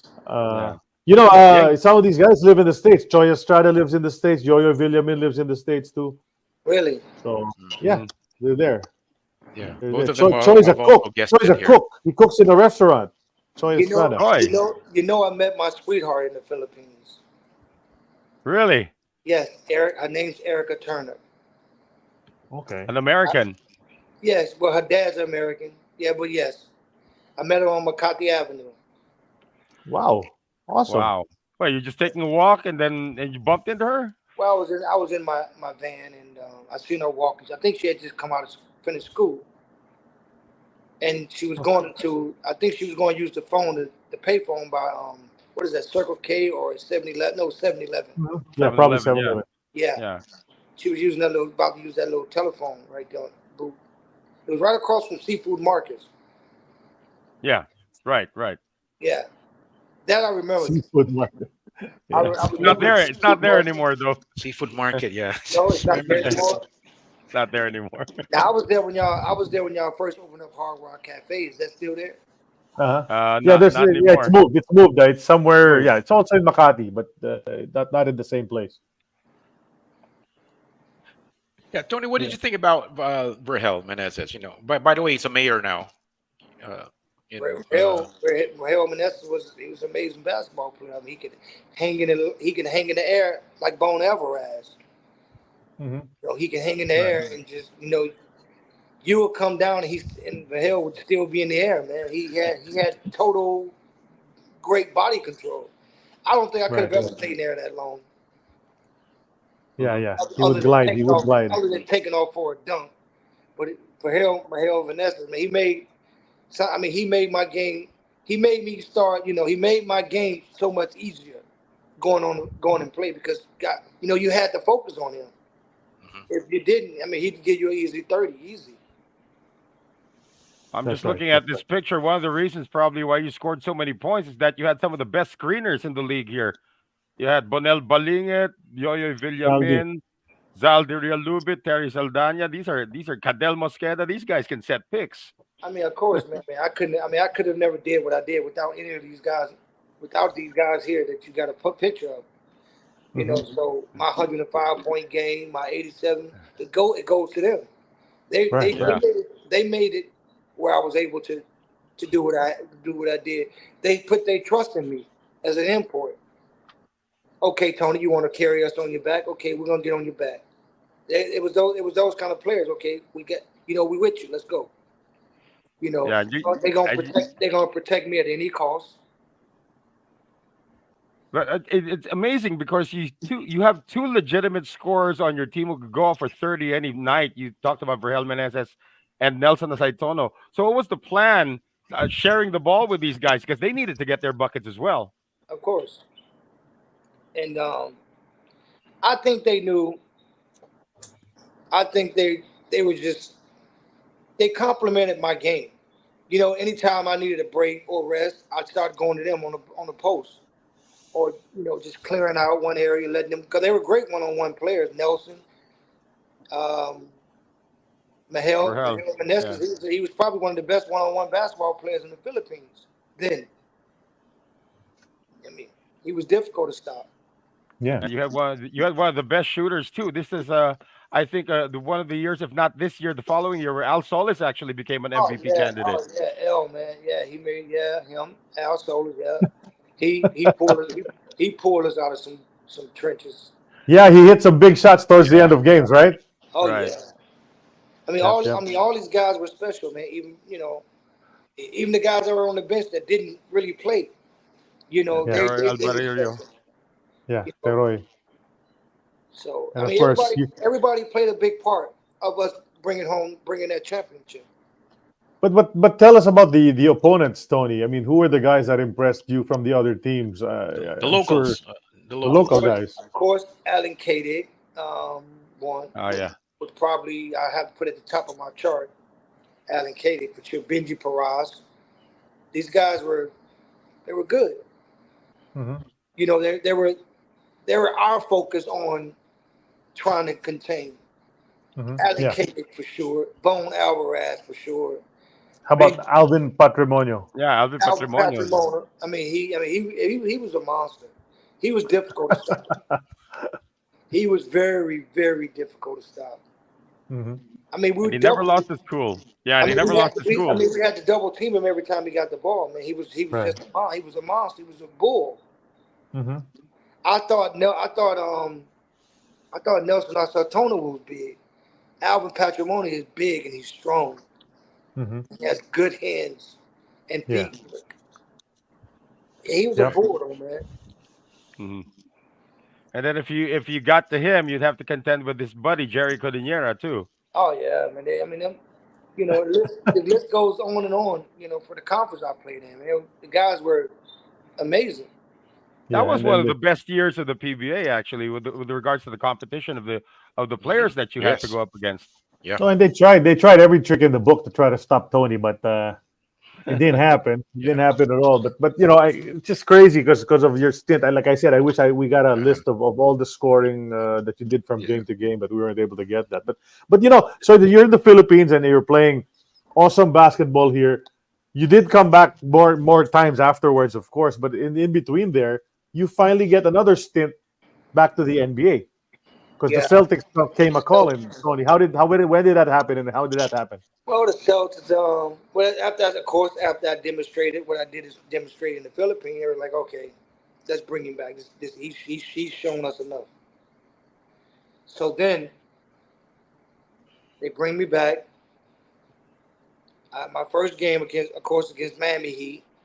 I don't know what to expect. I just don't want to happen to me what happened to me over at the 76ers. My first game I got in, I was nervous. I was playing against the Utah Jazz. I should have dunked on Jeff Hornacek. I got nervous in the air and I didn't. I was more stardom struck than anything. And it was hard for me to believe that I was even there. So but yeah, when I was at Celtics, man, it just, and I always wanted to play against Brian Shaw, Harold Miner, who they consider to be the next Michael Jordan. All right. All right. We'll see. Yeah. We'll see what game time. Whatever. Okay. Right. One of many. Right. And that was my same feeling. So when I get in, and I didn't know the fans, because now the Boston Globe newspaper had put in Tony Harris scored 105 points. They put the headline, so now everybody flocks to the gym to see this kid who scored 105 points. That's a blessing and a curse too, you know. Yeah. So now I hear the fans, they're chanting my name. I can hear them saying something, but I can't figure out what they're saying. So Kevin Gamble, who was sitting next to me, he kind of hit me with his elbow. He says, "Tony," he said, "You hear what they're saying?" I said, "I can hear them saying something, but I can't figure out what they're chanting." He said, "They're chanting your name." I said, "No shit." I said, "Yeah." He said, "Yeah." So I listened. They were chanting Harris, Harris, Harris. Oh, they want you in the game. Yeah. So Chris Ford looks down the bench. He says, "Come on, Tony, come on." And he has no other choice but to put me in now. So he puts me in. I go off for 26 points in 24 minutes. I outscored my minutes. Yeah. Wow. And By the way, Kevin Gamble also played here. Yeah, and I set Or Ginebra. And I set a free throw record for them. I was 14 for 14 from the foul line. Okay. One game. Wow. Yeah. Yeah. And that was a record in itself for them. So that was good for me. You know, Tony, I'm among the three of us. I'm a big Celtics fan. All right. Now, this year, 1994-95, right? That was your year with the Celtics. This was the last season of the fabled Boston Garden, right? If I'm not mistaken. What was it like? Our group was the last group to play in the Garden. Me, Rick Fox, D. Brown, Sherman Douglas, Ed Pickney. We were the last ones to play in the Garden. Then they, Right. of course, Yeah. Yeah. What was it like? You know, the atmosphere there. I know it's really run down, but it just had so much mystique. I was never a Celtic fan. I didn't really like the Celtics because they would always get into it with the 76ers. Right. They always would beat the 76ers. That's one reason why I didn't like them, because they would always beat my team, the Sixers. So, but anyway, I get over there. The floor looks good on television, right? That parquet. But Yeah. that floor is horrible. Yeah. Because Dead spots. There's exactly. There are certain spots you dribble, the ball won't come back up to you. And if you've been in there long enough on that floor, then you know where not to dribble at. Seriously. Did you get a piece of the parquet when they tore it down? Did they give you one? No, I think Larry took the whole floor because the Celtics still owe Larry money. I think he ended up taking the whole floor. He settled out for the floor, if from my understanding. For what they owed him, he settled out for the floor. Larry, and I think he took the floor and put it in some hotels that he had. That's what I was told. Because I remember some Celtics players actually were given a piece of the parquet when they tore it down. They even gave a piece of the parquet to Kareem Abdul-Jabbar when he Kareem retired. as well. Yeah, in when he retired. 1989. Yeah. Oh well, shit! I mean, you talking about shit? I'm nowhere near those guys, man. Yeah, of course. Hey, but the Boston Garden was chanting your name. I mean, how sick is that? That's something you could tell your kids. Tell us how tough it is. I mean, Tony, because we saw the best of Tony Harris here in Manila. And as great as you were over here, obviously your stint in the NBA was very short. It's just a little more than 10 games with two teams. How difficult is it? I want people to know, from your perspective. Well, back then, it was difficult. You know, especially for a kid who's going in without a big name. You know, I mean, it's politics in the NBA. You know, it's here. You know, I'm Tony Harris. You got Sherman Douglas from Syracuse. You got D. Brown, who won the slam dunk contest. So, I mean, where's it for me? And there's no space for me over there. Same thing happened to me over in Philly. I have no space over there. You got Hershey Hawkins, number one scorer in the nation, come out of Bradley University. You got Johnny Dawkins, NCAA champion. So, I mean, it was just a bad, I don't want to say timing. I can't say that. But in a sense it was, because, I mean, I think now if I was in this era, because there's more young coaches now. And I say more young coaches, they're more of color coaches. And they wouldn't, and they understand us better than anybody understands us. So they would have just let me be me out there, and I would have been just fine. You know? But I mean, I can't get mad at me not having the playing time or stayed in as long as I should have. Or, I mean, my dream has been answered. Whether I went there for 3 hours, I would have been happy. You know, my dream was answered. I made it to the NBA, you know, so. Right. Not very many can say they made it there. That's right. Exactly. Right. And you're one of those few, you know, no matter how short it was, I'm sure you still cherish that. But then, so afterwards, after your Celtic stint, you played in Europe, you played in Venezuela, is that right? And then you came back to Manila. I go to Greece, and I destroy Greece, Cyprus. I say, well, Greece, well, Cyprus. Well, Cyprus is Greece. Yeah. I destroyed it. Well, they're fighting about that, but right? Yeah, Cyprus and Greece are fighting about. Again, this is in 94, 95 when we go on strike. NBA goes on strike. So now, me, Dominique Wilkins, Xavier McDaniels, X-Man, we all decide, well, let's go to Europe.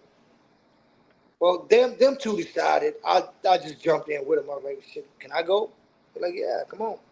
So I got a deal over there and rolled out. I don't know what to expect. I've never played in Europe, abroad. I go over there and destroy it. And I'm telling you, I destroyed it. And I know they retired your jersey, right? Yeah, it's in the Museum of Sports over there. I was averaging, I want to say almost 60 points a game over there. And this is me playing against two other Americans. At the time, we only had one American, which was me. We end up getting a guy named Kevin Holmes from DePaul. We end up getting him like late in the season. But I was already averaging 60 points before he got there. You see how many players that surrounded me right there. That's a quadruple team right there. That's like 1, 2, 3, 4. They got 4 guys. There's only 5 of them. Where's the other one at? Probably he's lost waiting. him off He's waiting the for screen. you. No, he probably lost him off the screen. But Cyprus was good for me. I like Cyprus. You know, I went and did what I was supposed to do. I brought them a championship. But then you did come back here in '98, and I believe I was one of the first people to enter. 96, right? Yeah. Yeah. I think that's the next photo. I fell and broke a bone in the Ali Dome. Yeah, we have a fan here saying that. Yeah, we have a fan here saying that. Hurricane, I couldn't believe my eyes when I saw you eating by your lonesome at the landmark food court in Makati. Very unexpected for a PBA import. Did you have dinner there often, or? And I got your autograph that night. That's what he said. Yeah. So this is a fan who recalls his encounter with you. Yeah. So yeah, did you eat at Landmark very often? Yeah, I always went there alone to eat. I mean, there were times I wanted to be alone, you know. So of course, I would just stroll over there and eat. Well, I had my driver take me over there. Yeah. Well, this was '96, I believe. Yeah. Sunkist was 1996. Yeah. Johnny Abarientos. How about that guy, Johnny Abarientos? You remember him? Oh, the little point guard. Yep. Yeah. Yeah, I He mean, was pretty good. I was trying to remember his name upon mentioning all the great players I played against. Yeah, he was amazing as a rookie, man. I was like, Jesus. Yeah. He was actually the MVP of the year when you came in. 96. Yeah. Yeah. Yeah, he was an amazing young kid. He was amazing. Did the game of Tony Harris change already in '96? I said, did it evolve already when you came back to the Philippines? I'm not quite understanding the question that you're asking. No, I remember that you were more generous with the passes now in '96 when I And then watched you again. not scoring as much, and not scoring as Not much. 'cause scoring as much. Yeah, you were passing the ball more. Well, I try not to be a much of a ball hog this time around, and I can say I was a ball hog the first year, my first conference I was there, and so I was trying to be a total different player now, because everybody's looking for me to score, and I'm trying not to set that. Although that has already been set in stone, so no matter what I did or tried to do, they wanted to see me score. And, Yeah. Well, just to piggyback on Noel's question, how did defenses change their approach to you in your later years in the PBA? my later years, how did the defense what? The defenses thrown at you, did they change after your initial explosion in '92? Did they approach you differently? No, it was the same. They sent double teams at me every single time. No, there was this kid that was drafted. I'm not quite sure if you actually got to play around him. His name was Kenneth Duremdes. Was drafted in '95. I don't know if were you teammates. Were they teammates in '96? Yeah, they were. Yeah. Kenneth Duremdes, you remember him? No, I don't. Okay. Yeah. So he was on the rise because eventually he became the MVP of the group. His name sounds familiar, but I don't remember his. Yeah, he was a rookie in '96. 95. 95. He was drafted 95 rather. So yeah, but then you played with him for the first time in '96, and he was on the rise. He transferred to Alaska, and then that's when he played his best. Right. Yeah, we got a good question here from Rico Ray. Can we show that? Yeah, sure. Carla? Yeah. Oh, yeah. Yeah. He asked, how about Samboy Lim? Samboy Lim. Oh my God, man! You're gonna make me start crying, tearing up, talking about Samboy Lim, man. That was my guy, Samboy Lim, man. Me and Samboy always talked after games, man. I'd go meet him, we'd go eat, and we would just share, basketball stories. Or even after we played against one another, we'd still go meet up and eat. Samboy Lim was amazing. He was even a better friend, man. He was, man. Oh man, he was a great guy. He's sad that he passed away recently as well. Yeah, it was, man. Jesus. Wow, Yeah. I didn't know that. We didn't know that you and Samboy would share a meal after games. Yeah, how'd you get close? I mean, because you weren't teammates. How'd you guys end up as friends? Because we're two great basketball players, and just because we're on different sides on the basketball court doesn't mean that we're different sides off the court. So he was a great guy, man. Yeah, he was. He was a really great guy. He was well loved. Very well loved. When we passed away, big reaction. There's a lot of guys that are assholes to me on the basketball court, and he was not one of them. I don't even think Samboy Lim didn't even really want to foul me too hard. He wouldn't even foul me hard. If he made a foul on me, it wouldn't even be hard. Yeah. It was like a real best friend kind of a foul. Wow. He would foul me and grab me to make sure I wouldn't even hit the floor. That's the kind of guy Samboy Lim was. Man. See, that's why we love this show, because we get stories like that for the first time. I never heard of this. Who knew that you and then Samboy were tight? That's crazy. Yeah. But then you had a guy. There were those friendships that you developed with Nelson and Rudy and then Samboy. Yeah. And then there was those little fights that you got into, with Benny Cheng and then Kenny Travis. You guys went at it here and there. You recall those. Of course, you remember those, right? Of course, I remember. And that's on video, and everybody looks at it now. But you end up after the game, you guys are friends, right? Of course, we're friends. We're just competitive, man. That happens on the basketball court. From coaches to players, that happens. Yeah. The one in '93, the third conference. Yeah. I think you and Kenny got into the finals, San Miguel versus Swift. But I remember, yeah, San Miguel won in 7 games, but you suffered an injury, I think, in game 5 or game 6, and I think you had a pulled muscle or something. So yeah, how much regret do you have about that championship series? How much of, say it again, how much of How much what? if you have any regret about getting injured at the worst time possible Yeah, in a that's game fine. 5 or game 6, yeah. I mean, of course I hate it. I mean, I'm a champion. I want to win under any means necessary, you know. And I wanted to try to play with Coach Yangel. Was like, no, he didn't. Nah, like no, he didn't think it was a good idea for me to try to push it.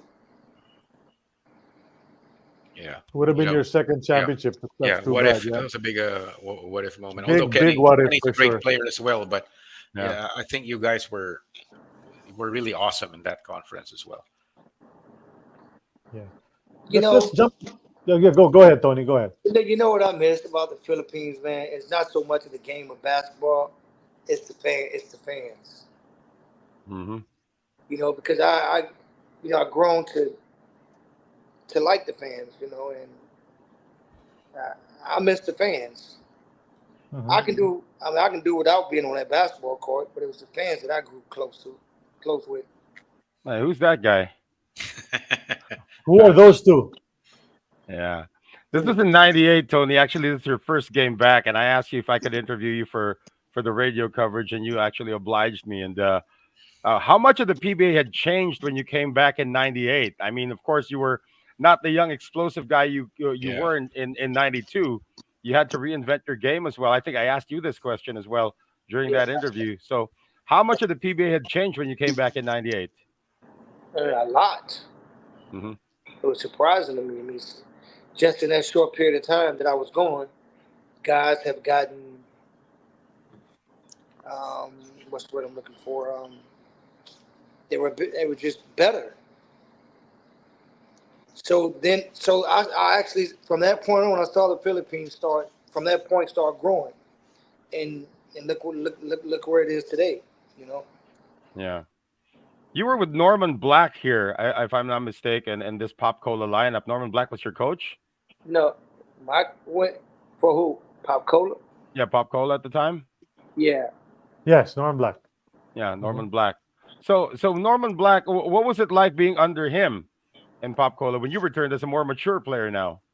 Yeah, I mean Norman Black. I mean, he had a little splint that he played in the NBA. So I mean, Norman knows the game of basketball. So I mean, it was amazing for me to be up under him. I learned a lot the little short time I was around him. I learned a lot. You know, playing against him, playing for him. Yeah, Yeah, this was in the Norman's still around, by the way, Tony. His Yeah. son plays. I know he'll never leave there. He'll die there. Yeah, and his son plays for one of the top teams. Thing is, he just suffered an ACL injury. The son, so he's out. That's terrible. He's out for the season. How old is he? 20s? Norman or the son? No, the son. Aaron? Maybe Uh, 28. Yeah, Maybe about 28. mid to late 20s, maybe. He's still young. He can bounce back. Yeah, he can bounce back probably. Yeah. I Hope think to see him back soon. when you're young, your body heals itself pretty much, man. What was the worst injury you ever had to suffer? I mean, besides the wrist injury, did you have any major surgeries in your playing career? I didn't have no major. I had just a my rotator's cup in my right shoulder, but that came from a celebrity softball game. Oh. I tried slide at home plate and I went arms first and Wow, pulled. the hazards of other sports, huh? Yeah. But other than that, I've never really had any serious injuries from basketball, so thank God. Yeah. Well, you did mention rotator cuff. That's actually the injury that the weakened Samboy Lim after he had his rotator cuff surgery. He wasn't the same player anymore. Wow. Yeah. Well, this picture was taken at the Cuneta Astrodome, as obviously the air conditioning hadn't been turned on yet. This is actually one of the interviews that I remember very, very well. You're Yeah, always in gonna case interview. people don't recognize the guy on the right, that's Noel Zarate. He was young once. No, He none was of young these. once. No Yeah. facial hair yet. A clean shaven Noel. That's a Yeah. rare sight. Yeah. Oh my gosh. Let's Can we let's look move at the on to next the next photo, photo? Carly. Next Please, photo, please, yeah. please. Let's go to the This next one's a photo. nice one, Tony, because you and Bobby Parks became teammates and played for the Philippines Yeah. in a tournament. You know, and after we all got excited. after that tournament, they had Hong Kong, they had China, they had Japan. They all met with me downstairs in the hotel lobby of the casino. Okay. I can't remember the hotel name, but I remember they had the casino there. Okay. They all met trying to give me offers to come to their country, and I said,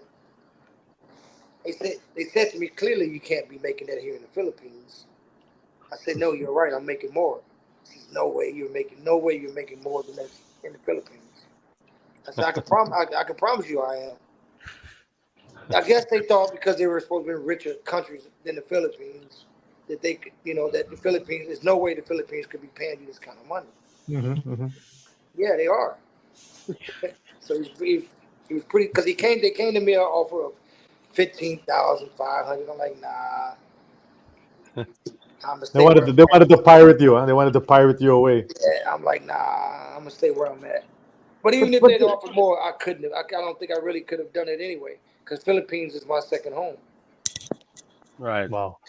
Well, this is Bobby Parks, of course, the late Bobby Parks. He passed away a few years back. What was it like playing with Bobby Parks, a 7-time best import in the PBA?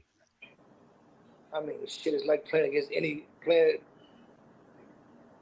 or with any NBA legend. I mean, he's a legend. I mean, when you speak about Philippines, you can't speak about the Philippines without the great Bobby Parks or Sean Chambers in that. Yeah. So these guys are great in the Philippines. They are the Philippines. Hey, well, your former teammate says hi, Andy De Guzman. Hello. Yeah, he Former played teammate with you Swift. in Yeah. Swift. Yeah, he was with you on Swift. that championship team, and he was there. When we posted about the 105 points, he made a comment that I was there. I saw it with my own eyes. Talking about Andy, the little point guard. I mean, he was hilarious, man. That's my he always brought.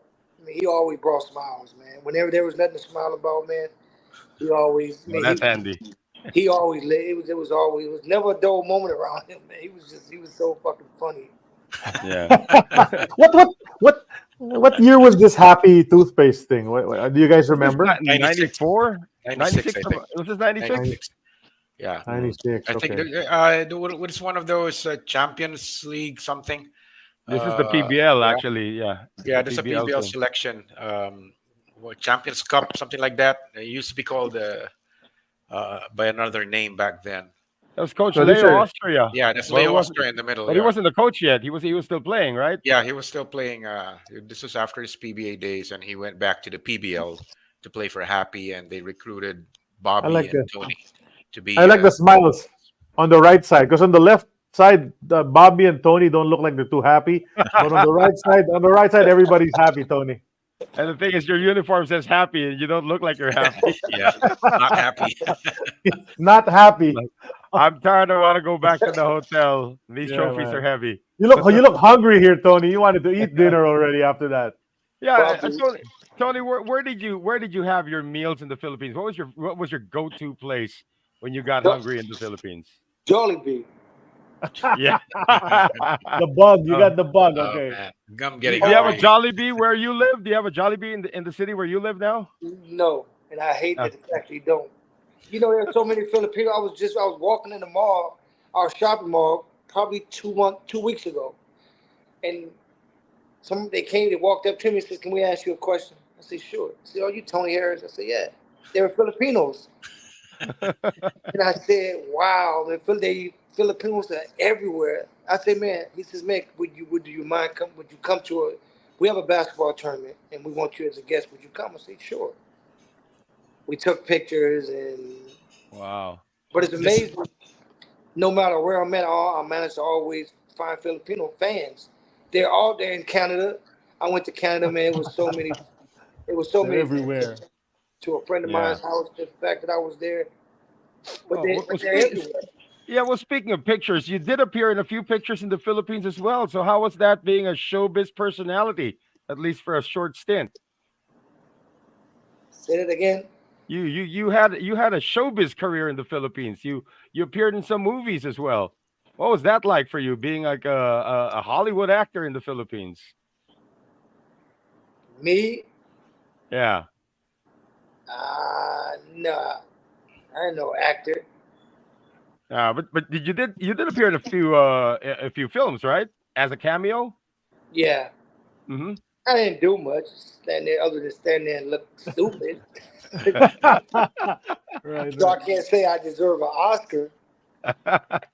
Some guys were asking. Speaking of showbiz, Tony, some guys were asking when we posted you were our guest about, obviously you were here for a few stints, and obviously you had some girlfriends when you were here. Of course, it was much publicized. Yeah, we've come to expect that a lot of the imports who come back, find girlfriends here in the Philippines. Some they end up together, some they don't, right? Right. So that's part of the showbiz that Noel was talking about. You got to meet all these actresses. Yeah, Ilona Jean. Yeah. Uh-huh. What's the thing with Ilona Jean? You mentioned her name 3 times already. She was a really good friend of mine. Mm-hmm.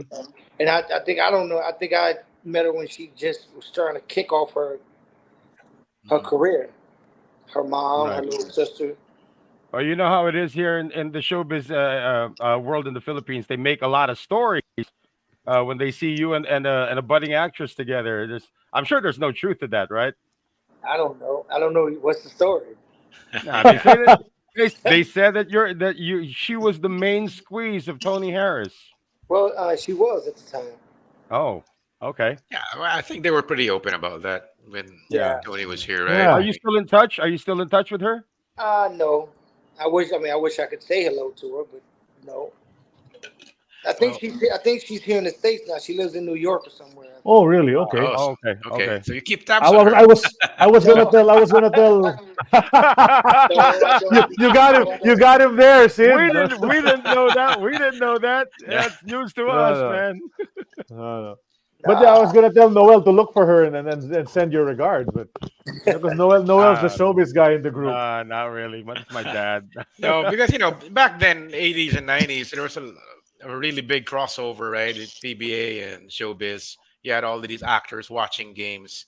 They were also big fans of the PBA. So it was a cross-cultural experience. There were a lot of relationships between players and actresses back then, right? So, until now. It's a thing until now. Yeah, I guess. But back then you had Sharon Cuneta, Richard Gomez, Martin Rivera watching the games live. Yeah. And then Tony met all of them. When did you stop playing basketball, Tony? When did your pro career end? I played all the way up until I was still in Greece in 2004. Mm-hmm. Yeah, I was still playing over in Greece in 2004. That was my last. I want to say my last 2004. So it's been about 20 years since you left. Since you stopped playing. What have you been doing from the time you stopped playing till now? Because you look like you're still in good shape, man. You look the same. Nah, not really, but yeah. I still run. I still work out every other day. I go run. I do a lot of shooting. So you did transition into golf like people our age, right? And you know who this guy I'm standing with up here, right? Of course. That's the Cube. Yeah, the Cube. Yeah, founder of the Big 3 tournament. He's been my best. He's been a fan of mine since my rookie year. And anytime I'm anywhere close, me and him will always get together. I like what he did with the Big 3 tournament. It's attracted a lot of fans as well. Oh, did he ever ask you to play? He got around to it, but I think he understood didn't really want to get all into it. So,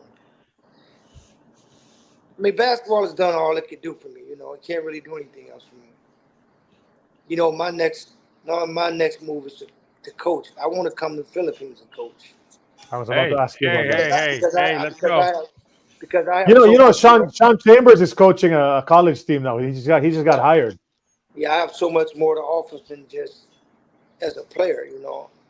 I have Why don't you more just to come offer. over for vacation and we can test the waters? Yeah. Yeah, That'd be Noel good. knows a lot of guys. Right. Tony, Noel knows a lot of guys. So Unless you're into volleyball, but yeah, yeah, we can No. probably help Yeah. something. We can actually probably meet some people when you come over. But the first thing you do when you come over is you gotta go to Jollibee with us. Of course. Of course. All right. What's our next photo here, Carly? that's Is the the last one already. I think last that's the one? last one. Yeah, that's the last photo we have. Okay. There's a headshot, but that's okay. We've seen Tony. So we're talking about your entire career in basketball. Coaching might come next for Tony Harris. Maybe AEOB can help you get some stints over here, Tony, if you Come come to here. Manila. That would Right? be great.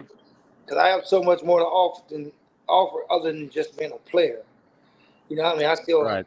have the knowledge of the game, and that's where it starts at, the knowledge, you know. You know, Coach Yang is still coaching in the PBA, so I mean, we can. Yeah. Yeah. He's still a head coach, so you know he might be interested in bringing you in. You know, I actually texted the Coach Yang that you're our guest now. He's driving on a road trip with his family, but he says, "Tell Tony I miss him." Wow. That's what Coach Yang just said. I got his text about 20 minutes ago. Well, I miss him as probably equal as much. I'm sure he'd love to see you. He'll host you Yeah. when he, you know, that he became a politician and then got into politics as well. Yeah, I heard that. Yeah. So that's that. So are you in touch with anybody from your Philippine stint at all? Any of your teammates, Nelson and the guys, No, Rudy? I ran into oh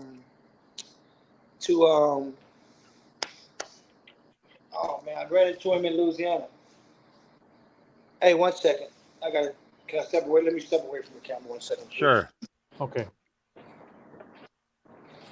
Yeah. So that was It's the a lot of hurricane, stories. guys. Yeah, a lot of stories that we had from Tony Harris. Of course, A lot of revealing stories, yeah, about Sam Yeah. Boy. So that was an amazing Well, we story. take this chance to thank everybody for watching today, and always sticking with us from week to week here on the show. Of course, the hurricane, we finally got him to come on. We're trying to get some more of the more popular imports that came in the years past, but it's getting tougher. Everybody, to get guests. A lot of the guests are demanding. Some are asking, some are demanding that we have this or that guy on the show, and it's not easy. We're 218 episodes in, ladies and gentlemen. It's not easy at all. yeah, So, and the thing is also, I was looking at all of the podcasts that started with us in 2020. We're in 2024 right now. I think we're the only ones that's right. left. Yeah, that's Tony. All right. All right. Yeah. You So, guys any last question before we no, enter the I'm, final I'm, segments, I'm, guys? I'm reserving my final artillery for after your segment, sir. Okay. All right. So, Tony, we're going to go into our final segments on the show. We're going to enter what we call the Twilight Zone. It's a Twilight Zone. That means we got to wrap up soon. And the first segment in our Twilight Zone is called X's or O's. X's or O's brought to us by Tuminugan Farm. If you wanted to stay in a farm just over an hour's drive from Cagayan de Oro in Barangay Calugmanan, Bukidnon, Tuminugan Farm's the place, offering a taste of country life. The farm's accommodations are situated in a charming farmhouse and cozy cottage. Guests can take a cool dip in the mountain waters reservoir, have a picnic at dawn with the canyon as a backdrop, or have a bonfire under the enchanting starlit Bukidnon sky. Start your Mindanao adventure today. Go there, a beautiful place. Tony, if you come to Manila, maybe you can take a trip over there to Tuminugan Farm in Bukidnon. Okay. It's a beautiful place. Yeah, for this segment, X's or O's, Tony, I've got a list of choices for you. I'm going to go down the list. You just tell me what your choice is. You don't have to explain why you chose that certain choice, okay? It's a list, okay? Let's go down the list. Okay. Number one on the list. Let's go to the 1990 NBA draft. Gary Payton or Mahmoud Abdul Rauf or Chris Jackson? Gary Payton or Chris Jackson? Chris Jackson. Chris Jackson. Okay. How about this? Number one pick. Chris was my draft roommate. Oh, really? really? Okay. Yeah. Wow. Man, that guy was so good. Yeah, very He's good. one of my favorite players, man. That's right. And he's still very good, even at his age right now. He plays in Was- the big three, right? He plays in the Right. big three. Yeah. Yeah. Was he He's sick still already putting up when you buckets. were? Did they show signs of his illness already when you were roommates? Of course, I mean, he always had the. Yeah. The Tourette syndrome. Yeah. Tourette's. He Yeah, was there yeah, on the Tourette's. court. We thought he was trying to fake us out, but that was his. I'm sure some players, thought, yeah, you're right. Okay. Let's go to the next one. Derek Coleman or Lionel Simmons? Derek Coleman. Derek Coleman. Okay, BC. he was the number one pick. That's my high school camp buddy. We went to Oh, camp. see, look at all these connections, man. That's crazy. Okay, Yang Yao or Norman Black? Yang Gale, of course. Yang Yao, of course. Rudy Distrito or Boy Bits Victoria? Rudy Distrito. Rudy Distrito. Okay. Boybits passed away also recently, by the way. Yeah, last year. How about this? Choi Estrada or Boyet Fernandez? Troy. Choi. Yoyoy Villamin or Ali Peak? Ali Peak. Oh, Ali there. P. He's there too. He's in Vegas. Terry Las Vegas. Terry Saldana or Eric Reyes? Terry. Terry. Okay. Andy De Guzman or Vergel Meneses? Verhel. Of course.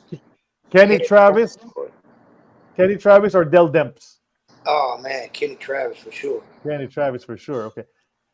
Alaska playing team defense against you or Ginebra trying to knock you down? Anebra. Yeah, I Ginebra. love He it. likes the tough. Okay. Zaldi Rialubit or Bonel Balingit? Benel Belingit. Bonel Balingit. Teroy Albarillo or Rick Marata? Rick Marata. Rick That's Marata. my, He's my passed man. away. He's passed away as well. Rick passed? Jesus. Yeah. Many years ago. It's been a while. Maybe more than 10 years. Man. Yeah. Okay. Next is Cadel Mosqueda or Dicky Bognot. Dickie Buckner. Yeah. But they're very similar players, right? Those two. Yeah. Okay. Alvin Patrimonio or Nelson Aceitono?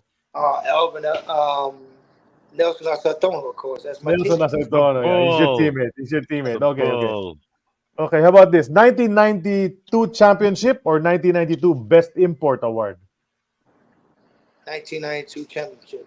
Championship, of course. Okay. How about this? The Ultra or the Cuneta Astrodome? Connect to Astrodome. That's where all my history is. Yeah. Cuneta. Okay. Inside or outside? Inside. Playing inside or outside? Inside. You like getting into the paint, huh? Yeah. 3-pointer or slam dunk? Slam dunk. Slam dunk. Steals or blocks? Steals. Steals. Okay. Sixers or Celtics? You didn't know the answer to that. Sixers. Sixers, right. Okay. Jimmy Lynam or Chris Ford? Jimmy Lyon. I don't like Chris Ford. Okay. And then the last one, please show the photo, Carly. Al Pacino or Robert De Niro? Al Pacino, man. Al Pacino, that was quick. That was a quick one today. Okay, Al Pacino gets Yeah. 218 episode for X's or O's. Okay, let's throw it over to Sid Ventura for the new segment. Come on, Sid. All right. So this next segment is brought to you by the returning Seryoso Chili Garlic. All right. My Seryoso tanong. But first, if you like chili garlic seriously spicy, aromatic, and crispy, Seryoso Chili Garlic's perfect for you. Ito ang chili garlic na seryosong manghang at kaya kang ipaglaban, di gaya ng ex mo. Oh, that spiel. Bumalik na yan. I missed that spiel. Yeah, Seryoso offers different chili garlic variations. Seryoso, medyo seryoso, mushroom seryoso, and seryoso honey. Gift sets with Tampipi native boxes are also available. And listen to this, AEOB fans, you can enjoy a 15% exclusive discount on Shopee. Just use the code ABIG. A big AEOB. A big AEOB. A big Yeah. AEOB, I'm sorry. A big AEOB, one word. Upon checkout, use your Shopee app for that 15%. Okay. So, my seryosong tanong for you, Tony. That means serious in English, question. Tony. serious question. Yeah. Okay. In English, serious question. If you could have dinner with any basketball figure, personality, past or present, living or dead, foreign, Filipino, American, doesn't matter. Who would it be and what would you ask him? Kobe Bryant. It's a good one. That's a good What one. would you talk about? Yeah. What would you ask him? Just his workout ethics. Because Kobe became who he became from just putting so much love into the game. Right. Right. He influenced a lot of people. That's a good one. You had some Well- Kobe Bryant in you. Yeah. Yeah. He had some Black Mamba in you as well. Right. Right. So, well, good answer. Kobe Bryant. Is, So the answer yeah. is Kobe Bryant. All right. So once again, AEOB fans, you can enjoy a 15% exclusive discount on Shopee. For Serioso Chili Garlic, just use the hashtag Big AEOB upon checkout, and I will wait for my gift pack as well. I have a question. It's a big what if question actually. What if you stayed in the Philippines, Tony? After 1993, you never came back. You think 1998. you would not in 1998?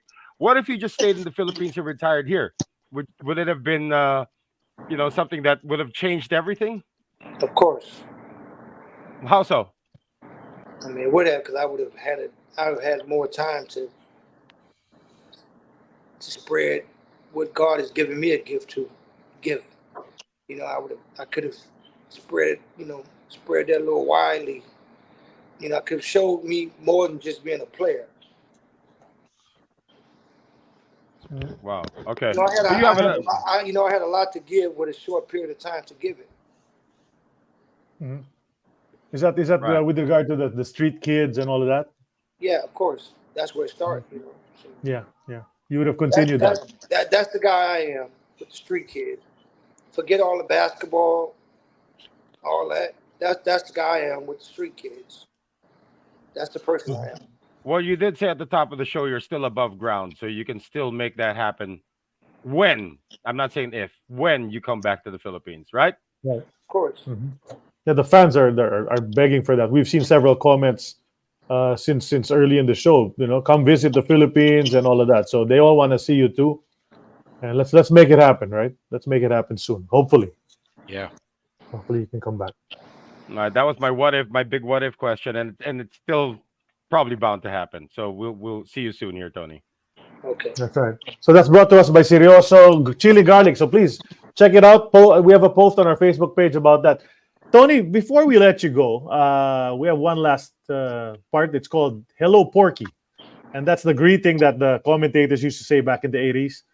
So we'll give you this chance before we let you go to give shout outs, to acknowledge, to thank anybody you'd like to do that for right now before we let you go. I want to thank the Philippine nation, honestly. You guys,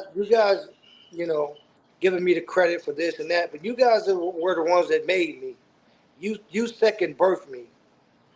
I was born again when I came to the Philippines. You guys birthed me again. You guys gave me the name the Hurricane. And everybody knows me as the Hurricane all over basketball nation, worldwide. They don't call me Tony, they call me the Hurricane. And that name came from the Philippines. That's it. Anyone else you want to give shout outs to? No, just the Philippines. The whole nation is the Philippines. That's Awesome, great. awesome. Of course, That's Ernest. awesome. Of course, Ernest. Right. Ernest Leo Hernandez got us together and helped us connect with Tony, and we thank him for that as well. Thank you, Ernest. He's a friend of the show. He's a friend of ours. He's a great guy. I hate that he lost his best friend, his dog. I know his dog meant a lot to him. Mm-hmm. Yeah. So you saw that. You played a total of 59 games in the PBA, Tony. These were your averages: 48.4, 10.3, 6.9, and 2 steals a game. And of course, the first conference was the most awesome one, the 60 points. We showed it earlier, but what a memorable stint you had here. Everybody remembers you, Tony. 105 points. So that record's going to stand maybe forever. And, well, it's been a thrill for the past couple of hours chatting with the Hurricane, guys. Yep. Yeah. Fantastic. Right. Great stories, Tony. It's one of Thanks our best so much, episodes. Tony. We learned a lot of new stuff today about your stint here in the Philippines. Before we let you go, Hey, you want to say something? Thanks for having me on your show, man. Hey, it's our pleasure, man, all the pleasure, time. our And pleasure. then This we is hope to it's host actually you. one of our most watched episodes, I Yeah, think. yeah. So many. We had a lot of viewers today, and I'm sure there's gonna be a lot more viewers as the days go on our YouTube and Facebook page. And you So can watch we're this part of the back, too. Globally Ballin Network. Thank you to Globally Ballin, Carla, Aaron, guys at the back, and then of course San Miguel Corporation keeps us alive. Cooperation with the Tuminugan Farm. We also thank PBA Archives and PH Sports Bureau for the photos and the information that we share on this show. And these are the birthday guys from our show for the past weeks. Past guests: Bogs Adornado, Jenny Lucindo, Phil Gulfin, Elmer Cabahug, and Jolly Today. Escobar. Today, Elmer Cabahug and Today. Jolly Escobar. Their birthdays. Happy birthday, guys! And so that's it for today. The episode 218 is in the books. Show us some love. Send us some love on Spotify. Rate us, please. Send us some stars so we can be happy. And Tony Harris, thank you so much for being on the show. Everybody for watching. Hurricane. The Hurricane, baby. Sid Ventura, Noel Zarate. I'm Charlie Cuna. We're done for this week. We'll see you as soon as we can. We'll announce our next episode, when it's going to be, who it's going to be. But in the meantime, Tony Harris, you stay safe. And thank you for coming on. And we're going to see you soon. God bless everybody. God bless you all. Tony, Thank you. take care, man. Thank you, Tony. Come Bye, back, guys. Tony. Thank you, Come everyone, back for to the watching. Philippines. Okay. Come back More to the power to you, Philippines, Tony. man.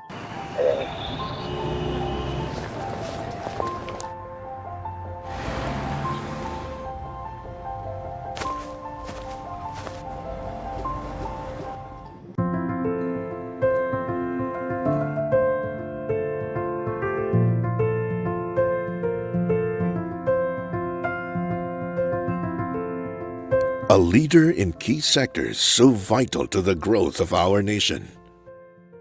Food, beverage, packaging, infrastructure, energy, and power. Proudly Filipino, through our well-loved brands, we carry the flag overseas. Yet we've always held out for ourselves a larger purpose.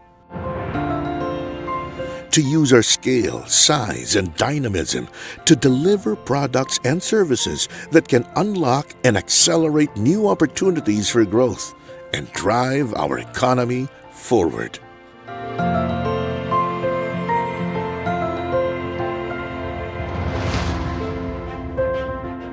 We are committed to contribute to a resilient and globally competitive Philippines, where businesses like San Miguel can use their resources and imagination to expand the economy and ensure that prosperity is widely shared. Today, our focus is on generating investments and projects that will enable our country to achieve its full promise. Malasakit is woven into all that we do, from ensuring that more Filipinos are food secure, have access to reliable, sustainable, and affordable energy, world-class roads, airports, mass transit, stronger communities, and greater economic opportunities. We are helping build the Philippines that can carry our 110 million strong population into a future whose defining challenges of our time will be an energy transition, resource scarcity, and the need for greater inclusiveness. As a company, we have set our sights on building the nation of our dreams. By leveraging our expertise, leadership, and reach, as San Miguel, we will do what it takes to build a better future for all Filipinos.